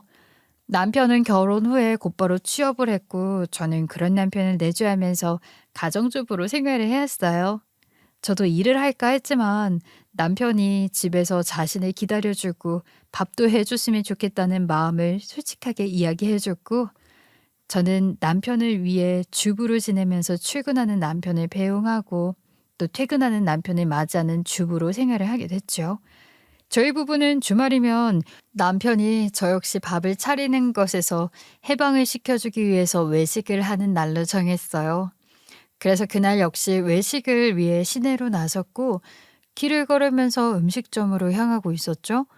음식점으로 가는 길에 좁은 통로가 하나 있었는데 그 통로를 저희 부부의 맞은편에서 가로질러서 길을 지나가고 있는 노인분이 한 분 계셨어요. 남편과 저는 그분을 발견하고 최대한 부딪히지 않으려고 상당히 신경을 쓰며 걸어갔지만 골목이 좀 좁았던 탓에 남편과 노인분이 가볍게 부딪히게 되었어요. 이에 남편은 놀랐고 얼른 부축을 하며 이야기를 했죠. 어르신 괜찮으세요? 제가 피한다고 했는데 죄송합니다. 병원 안 가보셔도 될까요? 아유, 괜찮아요. 잡아줘서 넘어질 뻔했는데 그래도 잘 넘겼어. 젊은 사람이 참 배려가 깊구먼. 어디 보자. 같이 부딪힌 건데요. 전 건강에 괜찮은데 어르신이 다치셨을까 봐. 괜찮어. 어? 혹시 나 어디서 본 적 없나? 남편은 넘어지실 뻔한 노인분을 부축하며 괜찮냐는 질문을 했고 노인분은 괜찮다고 이야기를 하며 남편을 한번 쳐다보더니 당황한 듯 뚫어져라 바라보더라고요. 그리고는 어디서 본 적 없냐는 질문을 했죠. 이에 남편도 저도 노인분을 본 적이 없었기 때문에 초면이라고 생각하면서 답을 했어요. 글쎄요. 저는 처음 뵙는 것 같은데요. 혹시 저를 아시나요? 아니면 혹시 어디 안 좋으셔서 그런 건 아니죠? 아니, 그게 아니라 아니네. 우리 아내가 너무 놀라서 사람을 잘못 봤나 보네. 괜찮네. 고맙네, 젊은이. 남편의 말에 노인분은 무슨 말을 하고 싶은지 잠시 입을 열려고 하시다가 이내 말을 삼키듯 이야기를 하시더니 자리를 떠나버리셨죠. 그런 노인분의 행동을 보며 저도 남편도 조금은 이상하다는 느낌을 받았고 남편은 황급히 자리를 떠나려고 하는 노인분을 다시 따라가서 혹시 모르는 상황을 대비해 다시 한번 괜찮으시냐는 이야기를 했죠. 그러자 노인은 한자코 남편의 도움을 거절하며 괜찮다, 내가 착각을 한 것 같다, 아픈데 없으니 신경 쓰지 말고 가라 하면서 그냥 그렇게 가버리셨어요. 그리고 돌아온 남편에게 제가 이야기를 했죠. 당신 평소에도 어르신들 보면 막 도와드리고 그러잖아. 그분들 중 한 분 아니야? 그런가? 아, 근데 내가 그럼 낯이 익을 만한데 왜 모르겠지? 그래? 에이, 당신이 도와드린 분들이 어디 한둘이 아니잖아. 그래서 그런가 봐. 나중이라도 또 뵈면 이야기하면 되겠지. 얼른 가자. 그래. 아, 근데 저분 정말 괜찮은 건 맞겠지? 횡설 수술 하시는데. 남편은 끝내 그냥 가시는 노인분이 걱정스러운 듯 이야기를 했지만 그냥 가시겠다는 말을 듣고 저희도 어찌할 수가 없었죠. 그렇게 조금은 이상한 느낌을 받았던 노인분과의 만남 이후 그날 일을 까맣게 잊으면서 일상을 살아가고 있었어요. 그런데 저희 부부에게도 드디어 해뜰 날이 오려는 건지 어느 날 갑자기 완전한 희소식이 날아들었어요. 당시 남편은 벤처기업에서 기술 연구를 해 중견기업으로 기술 이전을 하는 연구를 하는 사람이었거든요. 늘 더 높은 회사로 이직을 하고 싶은 마음이 있긴 했지만 기회가 없었기도 했어요. 그런데 어느 날 갑자기 한 중견기업에서 헤드헌터를 통해 직접 지정을 해 스카우트 제안을 받은 게 아니겠어요? 그 조건은 매우 이상하리만큼 좋은 조건이었고 이례적이었기 때문에 남편과 저는 상의 끝에 거절할 이유가 없다고 판단해 곧바로 면접을 봤어요. 워낙 좋은 조건의 이직 제안이다 보니까 면접은 꽤 높은 직급에 있는 분들과 함께 진행을 했다고 하더라고요. 그래도 임원급들이랑 면접 보니까 떨리더라고. 근데 나 좀 이상한 경험했다. 어떤 경험? 좀 큰 회사는 뭐 면접 보는 시스템도 막 달랐어? 아니, 그건 아니고 거기 면접 보는 분들 중에 한 사람이 나를 정말 뚫어져라 쳐다보더라고. 아, 나도 답변하면서 그 시선이 좀 느껴질 정도였으니까. 그래? 아, 그러면 그 사람은 오빠한테 질문 안 했어? 했지. 신뢰가 되는 질문인 걸 안다고 하면서 혹시 가족이 있냐, 부모님은 뭐 하시는 분이냐, 뭐 이런 질문을 하더라. 내가 신입도 아니고 이런 질문 받고 황당했어. 어머, 그래서 뭐라고 그랬어?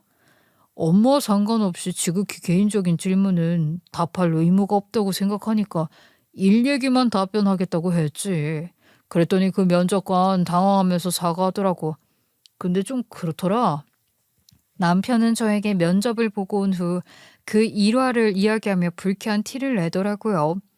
저도 그런 질문을 하는 건 좀 처음 봤기에 함께 불쾌한 기분이 들어서 남편의 편에서 같이 화를 내며 이야기를 했던 기억이 나고요.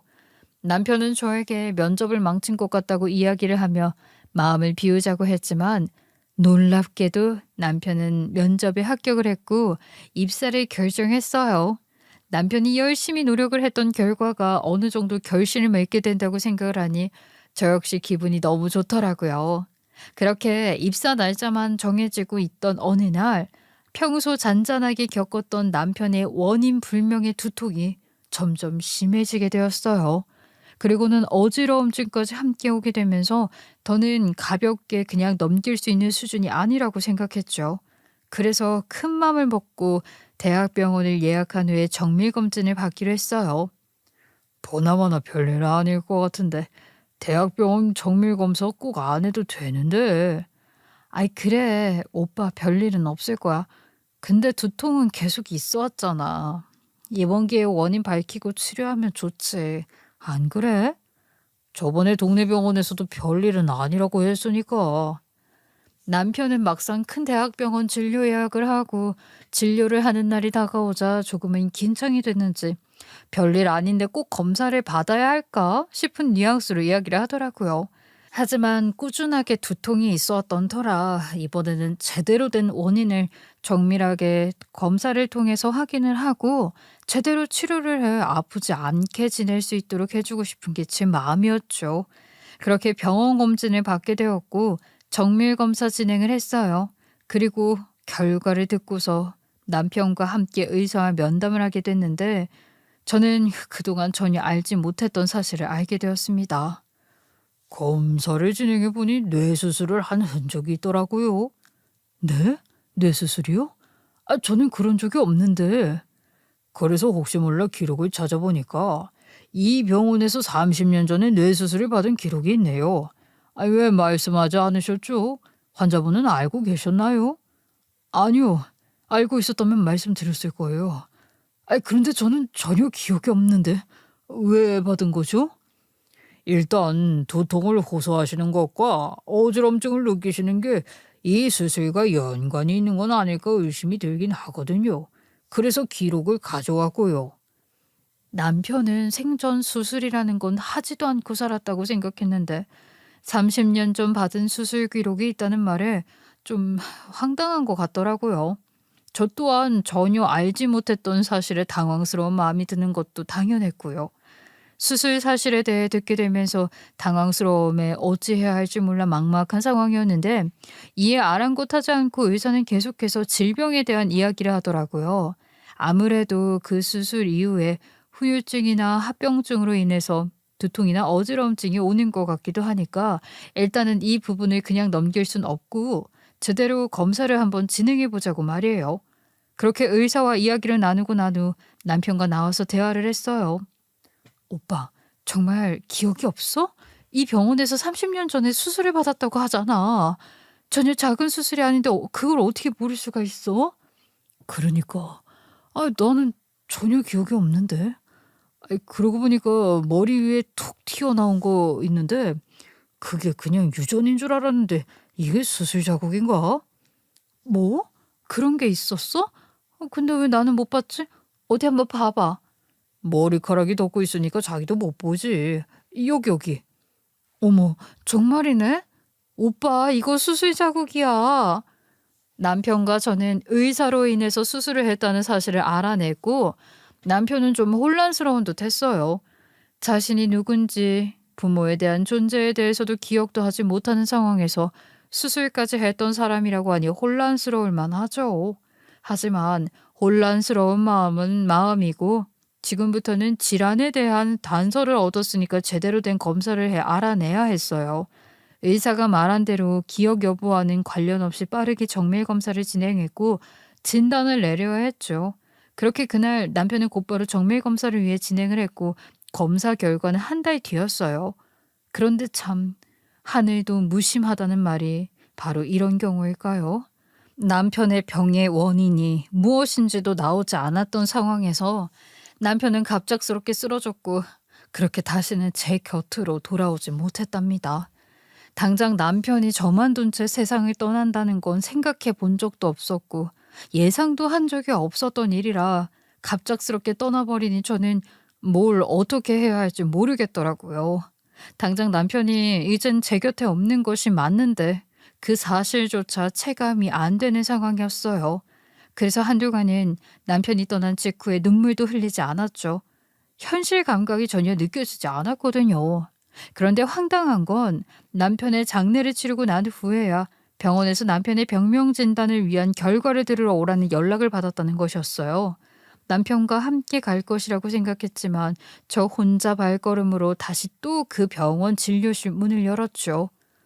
이렇게 되어 유감입니다만 검사 결과 30년 전 사고가 상당히 컸던 듯합니다. 그로 인해 뇌 손상이 왔고 수술로 급한 고비는 넘겼지만 일을 하면서 머리를 자꾸 쓰다 보니 문제가 생긴 것 같고요. 남편분의 정확한 사인은 뇌경색이라고 보시면 될 것 같습니다. 선생님, 그러면 검사를 좀 더 빨리 받아봤다면 우리 남편이 그 진단을 받고 살 수도 있었을까요? 네? 그런 부분은 예측하기가 어렵습니다. 다만 상태가 매우 좋지 않았던 건 사실입니다. 유감스럽습니다. 남편은 떠나고 없는데 정확한 진단을 이제야 받게 된다고 하니 황당하기도 하고 이게 다 뭔 소용인가 싶더라고요. 허탈한 마음에 의사 선생님 붙잡고 쓸데없는 이야기를 해봤지만 전부 다 의미 없는 이야기였죠. 그날 이후 저는 남편이 정말 세상을 떠났다는 걸 체감하게 되면서 정말로 미친 사람처럼 살았던 것 같아요. 앞으로 어떻게 살아가야 할지도 모르겠는 마음으로 막막함이 밀려왔고 하루하루가 고통 그 자체였거든요. 하지만 사람이 참 간사한 게 아무리 슬퍼도 외로워도 살아는 찐다는 것이었어요. 옛말에 산 사람은 산다는 말처럼 남편이 떠난 후에도 잠은 왔고 배가 고팠거든요. 그렇게 먹고 사는 일은 멈추지 않으면서 슬퍼하자 저에게는 생활고가 몰려왔어요. 더는 집에 앉아서 먹고 자면서 남편만 그리워하는 한심한 짓을 할 수는 없겠다 싶었죠. 이에 저는 결국 일을 해야 한다고 생각해 이런저런 일을 알아봤지만 가정주부로 살아왔던 제가 할 수 있는 건 없더라고요. 그나마 제가 제일 잘하는 건 집안일이었으니 일로 돈을 벌어야 했고요. 그래서 시작한 일이 바로 파출부로 일을 하는 것이었어요. 처음에는 몇몇 집을 하루 이틀 정도 봐주는 일을 했는데 운이 좋았는지 아니면은 남편이 하늘에서 저 대신 제가 먹고 살 수 있도록 도운 건지 웃기게도 왜 남편에게 스카우트 제안을 하고 입사가 확정되었던 한 중견기업의 재벌가 회장님 댁에 취직을 하게 된 거예요. 재벌가답게 도우미를 뽑는데도 면접을 봐야 했는데 저는 될 대로 되라는 마음으로 모두 다 포기를 한 채 면접을 봤고요. 근데 신기하게도 저는 합격 통보를 받았고 그렇게 일을 시작하게 됐죠. 막상 일을 시작하자 참 마음이 묘하더라고요. 지금 제대로 치료만 하고 건강만 했다면 들어가서 일을 했을 회사를 결국 아내인 제가 다른 방식으로 입사를 해서 돈을 벌게 된 것 같다는 생각이 들었거든요. 왠지 제가 남편의 자리를 뺏은 것 같다는 죄책감과 함께 기왕 이렇게 된 것 남편 몫까지 열심히 해서 제대로 일을 해봐야겠다고 다짐을 하게 되는 계기이기도 했어요. 처음 회장님 부부를 보게 되었을 때 저는 꽤나 긴장을 했어요. 사모님 오늘 새롭게 들어와 일 시작하게 될 박선영 씨입니다. 안녕하세요. 박선영입니다. 앞으로 잘 부탁드립니다. 어서 와요. 이제부터 우리 식구나 다름없으니까 잘해보자고. 별다를 건 없을 거예요. 우리 실장님이 몇 가지 안내해 주실 건데 그것만 잘 지켜주시고 오래 일해보도록 하죠. 처음 예상을 했던 회장님, 특히 사모님의 이미지는 재벌가 사람답게 굉장히 차갑고 이기적일 것 같다는 생각을 했어요. 그런데 제가 생각했던 건 모두 다 물거품이라고 해도 믿을 만큼 완전히 다른 이미지와 성품을 지닌 분이더라고요. 집에 일을 도와주는 도우미임에도 불구하고 새로 오면 반드시 직접 나와서 인사를 하며 잘 부탁한다는 말을 잊지 않았고요. 늘 친절하고 따뜻하게 직원들을 대해주시기도 했어요. 남부러울 거 없는 분들이니 누구에게나 친절하고 따뜻한 분들이라고 생각을 했지만 사실 이분들에게도 가슴 아픈 상처가 있다고 하더라고요. 사모님 너무 친절하고 우아하시지. 내가 다른 데 일도 해봤는데 진짜로 여기 사모님 같은 분 없어. 보기 드물다고. 그러게 나도 놀랐어요. 제가 생각했던 이미지랑 완전 다르시네요. 아무래도 어려움 없이 지내셔서 그런가요? 아이 무슨 회장님 네분 남부러울 거 없이 사는 것 같아도 전혀 아니야. 듣기로는 하나 있던 아들 어릴 때 그대로 잃어버리셨대. 아유 그래서 아직도 그 방 청소하고 닦잖아. 어머, 그래요? 아휴, 얼마나 그리우실까. 동료의 이야기를 듣고 난 후 그분들을 다시 보니 어딘가 모르게 슬픈 기색이 돌아 보이는 것 같더라고요. 몰랐을 땐 그저 조금 차분한 분들이구나 싶었던 부분들이 알고 나니까 빈자리에 대한 공허함이구나 싶은 느낌으로 변했죠. 무엇보다 지금도 그 아들의 방을 정리하지 못한 채 하루에 한 번씩은 그 방으로 들어가 아들을 생각하며 눈물을 흘린다고 하시니 같은 여자로서 안쓰러운 마음이 드는 건 사실이었어요. 게다가 잃어버린 아들의 행방을 전혀 알지 못하게 되었다고 하더라고요. 여기 매년 제사 지내는 거 알고 있지? 누구나 다 지낼 수 있는 건 아닌데 자기도 음식 솜씨 좋고 차분하면 준비해야 할지도 몰라. 제사 준비? 돌아가신 조상님들 제사 지내는 건가? 그게 아니고 잃어버린 그 아들 있잖아. 행방을 전혀 모르니까 결국 죽었다고 생각하면서 매년 아들 제사 지내셔. 자랑은 아니니까 전부 다 도움을 받진 않는데 차출한다고 하더라고. 난 한 번도 못 가봤는데 자긴 또 모르지. 아유, 에이, 내가 들어온 지 뭐 얼마나 됐다고 나를 부르겠어. 근데 나도 기일이 있어서 우리 남편 기일 챙기기도 바쁘다. 먼저 앞세운 아들 제사를 매년 지낸다는 이야기를 들으니 좀 더 안쓰러운 마음이 들기도 하더라고요. 상황은 좀 다르긴 하지만 저 역시 남편을 앞세운 입장이고 또 아직 1년이 되지 않았던 시점이었기 때문에 그런 이야기를 들으면 저도 모르게 동질감 같은 게 느껴졌다고나 할까요? 그래서인지 저는 입사 초부터 정말 열과 성을 다해, 아니 말 그대로 제 마음에서 우러나오는 성실함과 노력으로 도우미 일에 힘을 쓴 것 같았어요. 그리고 사모님 역시 그런 제 마음을 느꼈는지 얼마 지나지 않은 시점임에도 불구하고 저를 참 가까이 하시면서 칭찬을 해주시는 일이 많았죠. 그렇게 남편이 세상을 떠난 지 5개월 만에 취업 성공을 해 일을 해오던 저는 어느새 그곳에서 정신없이 일을 하고 사람들과 어울리다 보니 남편을 보낸 일주기를 맞이하게 되더라고요. 참 시간이 빠르다는 생각이 들기도 했어요. 저는 입사를 한 후에 단 한 번도 일을 빠지지 않았어요. 어차피 퇴근을 해 집으로 가도, 그리고 하루 정도 쉬려고 집에 있다고 해도 저를 반겨주고 대화를 해줄 사람이 없었기 때문에 오히려 저에게는 일터가 훨씬 좋았거든요. 그렇게 365일을 빠지지 않고 일을 했는데 그래도 남편의 일주기 기일만큼은 휴가를 내고 남편을 위해 제사를 지내야 한다고 생각했어요. 이 부분은 사모님께 직접 보고를 하기로 했고 분명 제 이야기를 들으시면 분명히 충분히 이해를 해주실 것이라는 확신도 있었어요. 저 사모님, 죄송하지만 저 내일은 하루 쉴 수 있을까요? 내일? 내일은 안 되는데 혹시 급한 일이야? 아, 예. 내일이 남편이 세상을 떠난 지 1년 되는 날이거든요. 첫 기일이기도 해서 제가 좀 신경을 써서 준비를 하고 싶어서요. 휴가를 낼까 합니다. 이거 어쩌지? 아, 나도 그렇게 해주고 싶은데 내일은 좀 곤란할 것 같은데. 내일 우리 아들 기일이기도 하거든. 저 좀 이기적으로 들릴 수 있겠지만 매년 성대하게 하고 있어. 음식 준비를 좀 부탁해야 할 것 같은데. 아, 모두 다 하는 건 아니라고 들어서요. 제가 아니어도 다른 분이. 맞아. 아무나 못해. 그래서 서은혁 씨가 꼭 해줬으면 좋겠는데. 대신 아들 제사 지내면서 남편분 음식도 같이 준비해 갈 수 있도록 내가 할게. 같이 말고 따로 재료 준비해서 말이야. 좀 배려해 줄 수 있을까? 아휴, 이건 좀 그런가?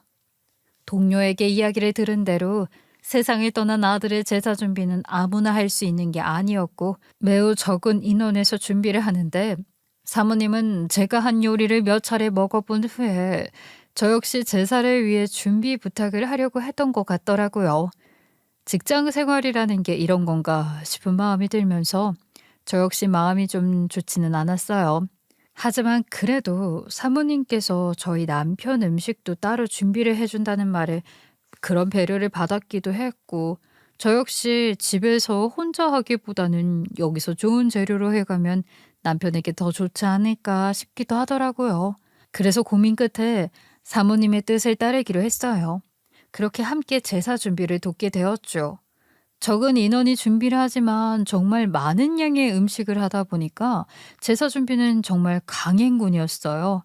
새벽부터 일어나서 장을 보고 준비를 했는데도 겨우 제사를 지낼 밤이 되니 다 준비가 되더라고요. 그렇게 준비를 모두 다 끝낸 후 음식을 모두 차렸고 제사에 올릴 영정사진이 나왔어요. 아무런 생각 없이 두 손을 가지런히 모은 채 사진을 바라보다가 저는 그만 너무 놀라서 소리를 내고 말았습니다. 제 눈을 의심할 만한 일이 생겼거든요. 제가 소리를 내니 시선이 모두 저에게 쏠렸고 동료는 제 옆구리를 찌르며 말했어요. 아, 갑자기 왜 그래? 지금 눈에 들면 좋을 거 하나 없어. 그냥 가만히 있어. 아, 아니, 저 사진, 저 아이가 회장님 댁 아이 맞아요? 응, 맞아. 어릴 때 헤어져서 다 컸을 때 사진을 찾지도 못했대. 그래서 맨날 저 한 장으로 해. 아니, 아니, 어떻게 저 사진이 회장님 아들이에요? 이게 말이 돼요?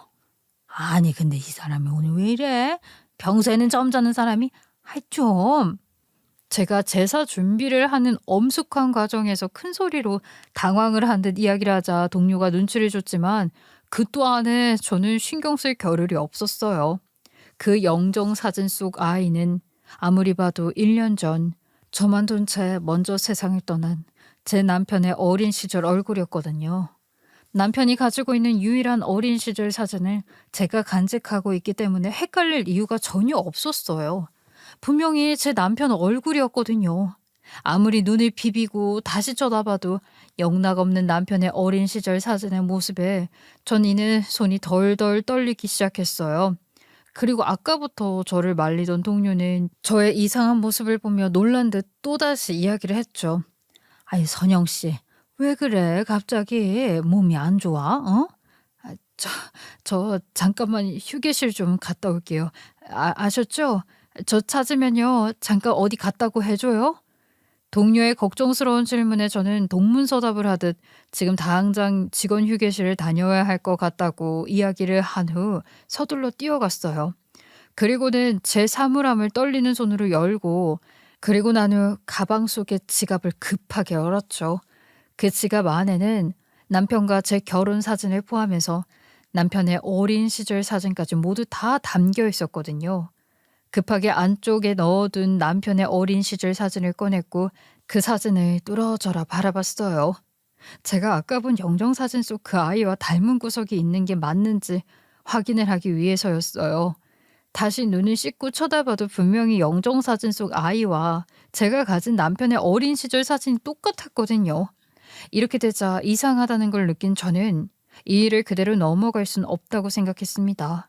그리고 이내 남편의 사진을 들고 냅다 제사를 지내는 곳으로 뛰어들어갔어요.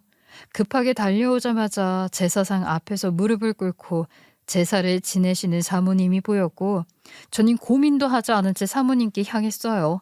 사모님, 저 확인할 게 좀 있어요. 저 좀 잠시 봐주세요. 선영 씨, 내가 오늘은 좀 예민할 수 있는 날이라고 했잖아요. 지금 제사 지내고 있는 중이고 좀 이따 이야기해요. 아니요, 저분, 저 사진에 있는 분이 사모님 아드님이 맞다는 건가요? 그거부터 말씀 좀 해주세요. 선영 씨, 지금 너무 무례한 거 알고 있어요? 제사가 다 마무리되면 이야기하자고 했잖아요.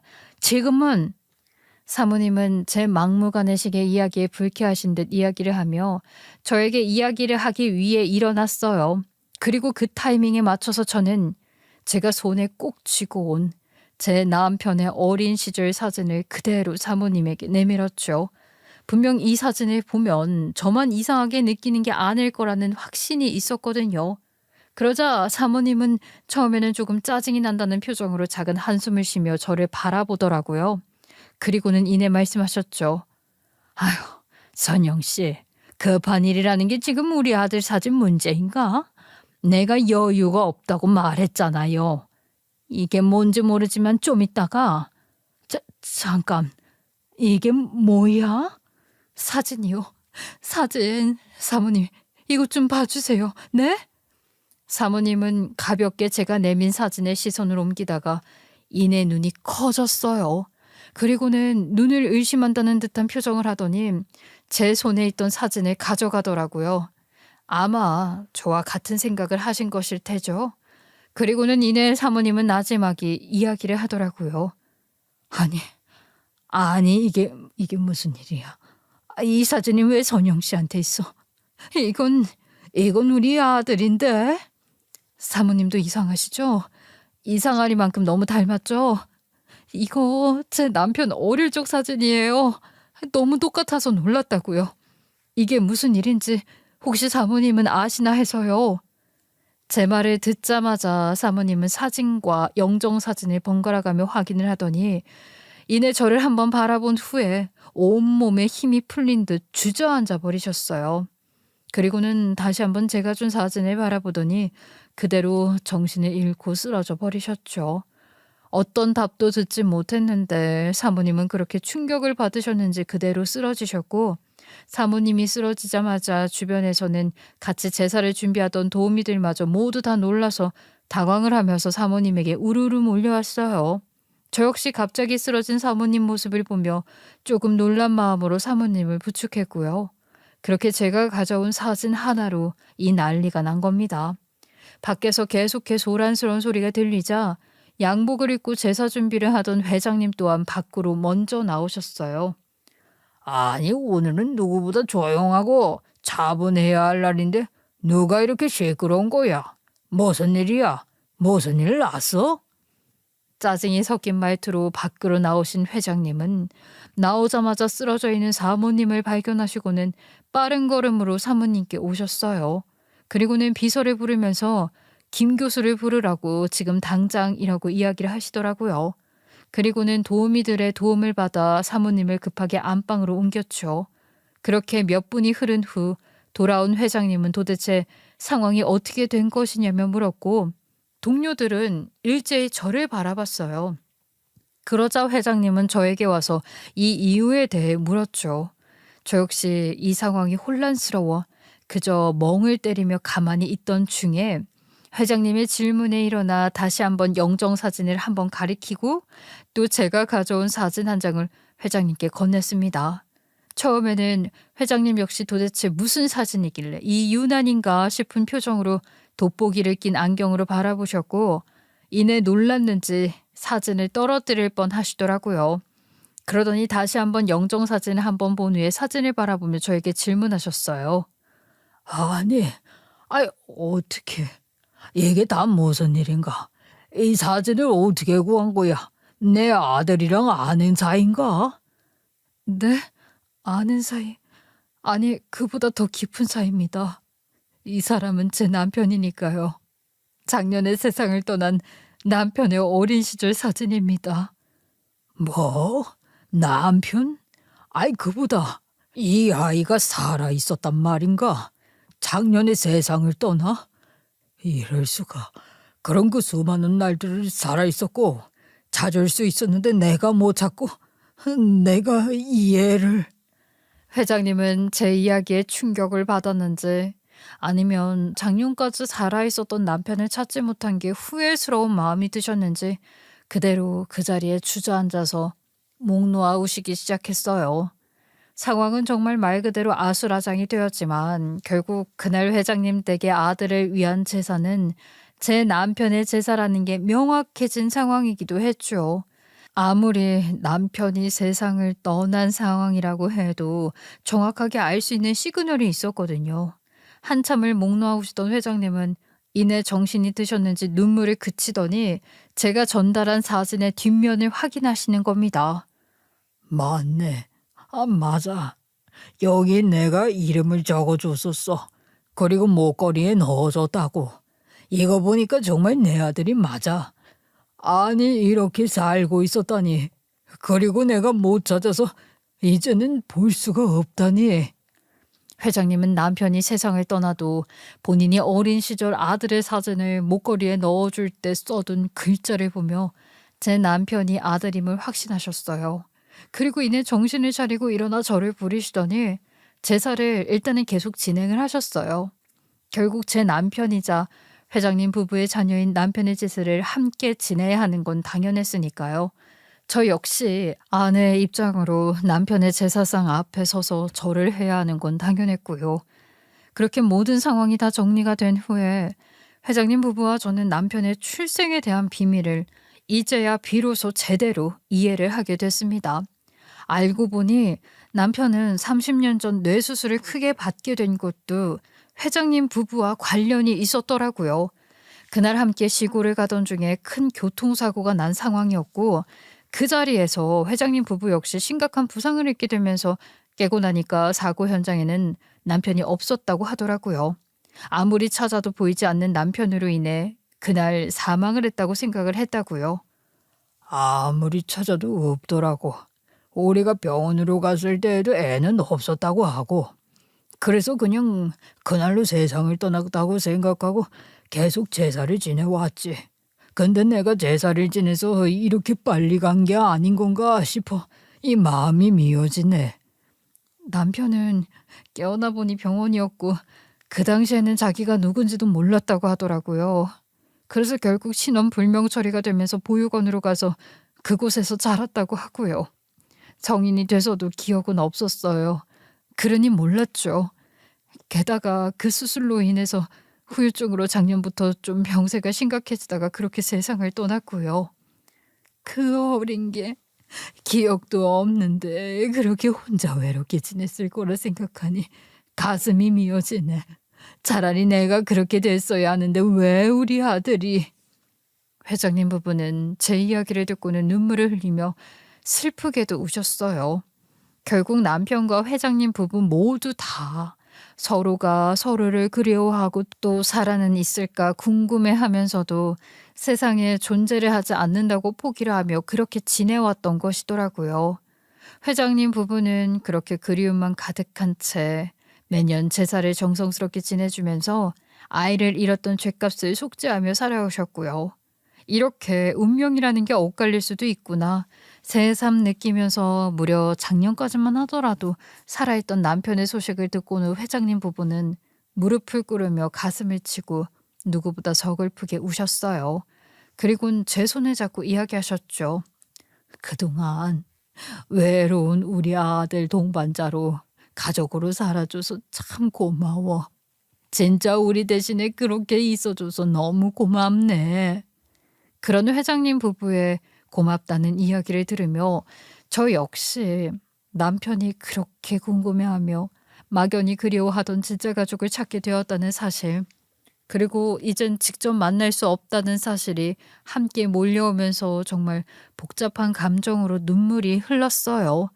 그렇게 회장님 부부와 서로 손을 잡고 한참을 울었는데요. 저라도 남편을 위해 시부모님을 찾고 제대로 서로의 근황과 살아온 삶을 알려줘야 한다는 생각이 들기도 했어요. 그렇게 저는 남편에게는 유일한 가족이었던 저를 통해 회장님 부부는 남편의 존재를 확인했어요. 그리고 뒤늦게라도 남편의 흔적을 찾고 싶은 마음으로 저와 남편에 대해 아주 오랜 시간 이야기를 나누었어요. 남편이 그동안 보육원에서 나온 후에 어떤 삶을 살았는지 궁금해하는 건 당연했고, 전 남편을 만나 함께 해왔던 세월 동안 제가 아는 남편의 이야기를 모두 다 빠짐없이 해드렸어요. 준경 씨는 혼자 지내온 사람이었어도 얼마나 따뜻하고 친절한 사람이었는지 몰라요. 불의를 보면 절대 지나치지 못했고, 아이와 어르신들만 보면 꼭 본인 지갑의 돈을 다 줘야만 갈 수 있는 그런 사람이었어요. 역시 우리 아들이구나. 이름이 준경이었다고. 원래 이름은 현준이란다. 말만 들어도 알 수 있어 내 아들이라는 걸. 그 마음씨, 그 고사리 같은 손으로도 과자 한 쪽을 혼자 나눠 먹는 일이 없었지. 어릴 때 그대로 잘 커줬네. 너무 미안하고 대견하구먼. 저는 아들을 그리워하며 눈물을 흘리는 회장님 부부를 위해 남편과 함께 지낸 대학 시절 이야기부터 시작해 최근까지 함께했던 사진들을 모두 다 꺼내서 남편이 걸어온 인생을 다시 한번 되돌아보며 추억을 했어요. 저도 회장님 부부 덕분에 남편을 추억하면서 이렇게 한번 되돌아볼 수 있어서 좋았기도 했고요. 무엇보다 저를 행복하게 했던 건 남편이 떠난 후 남편을 함께 추억할 수 있는 사람이 없었거든요. 그런데 이제는 회장님 부부와 함께 남편에 대해 이야기를 하고 웃으면서 추억을 할 수 있다고 생각하니 참 행복하고 즐겁더라고요. 누군가에게 내가 가장 사랑했던 남편의 이야기를 하고 나눌 수 있다는 기쁨을 처음 느껴보는 순간이었습니다. 그 일이 있고 난 후에도 별다른 변화는 없었어요. 저는 남편으로 인해 연결이 된 인연으로 회장님 부부 댁에서 여전히 도우미 일을 하면서 지냈고요. 물론 그 과정에서 회장님 부부가 저에게 놀라울 만한 제안을 하지 않은 건 아니에요. 오늘은 내가 제안을 하나 하려고 불렀네. 다름이 아니라 내 아들의 아내인데 이렇게 우리 집에서 도우미 일을 하는 게 많아 싶기도 해서. 저는 전혀 상관없어요. 오히려 제가 일을 계속하게 해주셔서 감사하죠. 무엇보다 우린 자네를 이제 우리 가족이라고 생각하고 있어. 내 아들의 아내인인 나에겐 며느리이자 아들 대신인 딸이나 다름이 없고. 그래서 말인데 그동안 우리 아들 만나 고생도 많았을 거야. 그래도 버티고 살아줘서 얼마나 고마운지. 덕분에 우리 아들도 외롭지 않게 갔고. 그러니까 우리가 아들 대신에 자네 가족이 되어주면 어떨까 싶은데 너무 부담스러울까? 회장님 부부의 파격 제안에 저 또한 의외라는 생각을 하며 좀 놀란 건 사실이에요.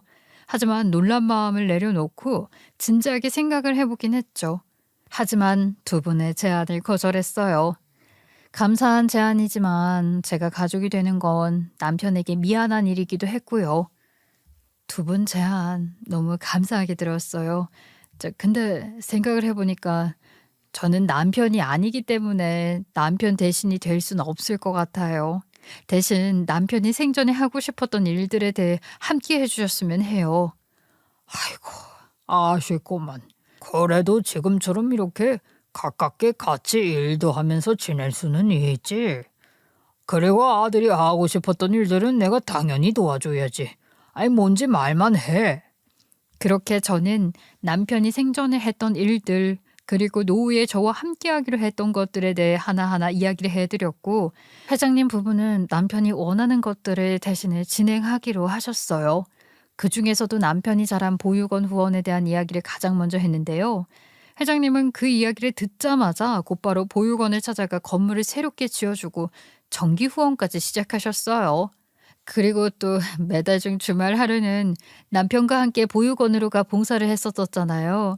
이제는 남편 대신 사모님과 함께 보육원으로 가서 아이들을 돌보면서 직접 봉사를 하는 일을 시작하게 되었어요.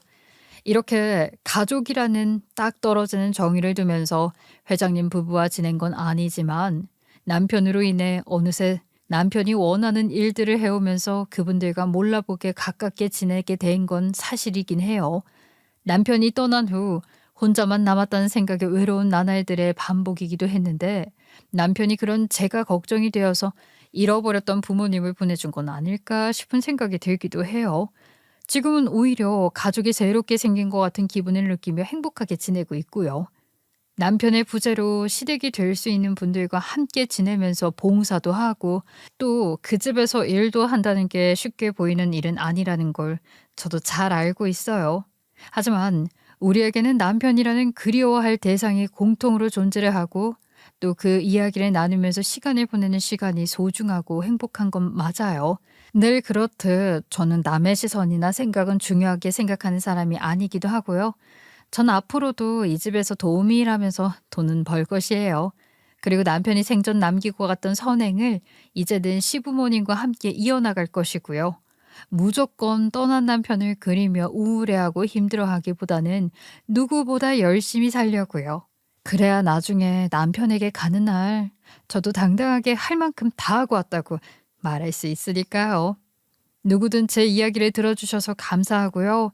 저와 같은 경험을 가진 분들이 있다면 조금이라도 공감을 하시면서 먼저 떠난 배우자를 위해 누구보다 열심히 살아보셨으면 좋겠습니다. 감사합니다.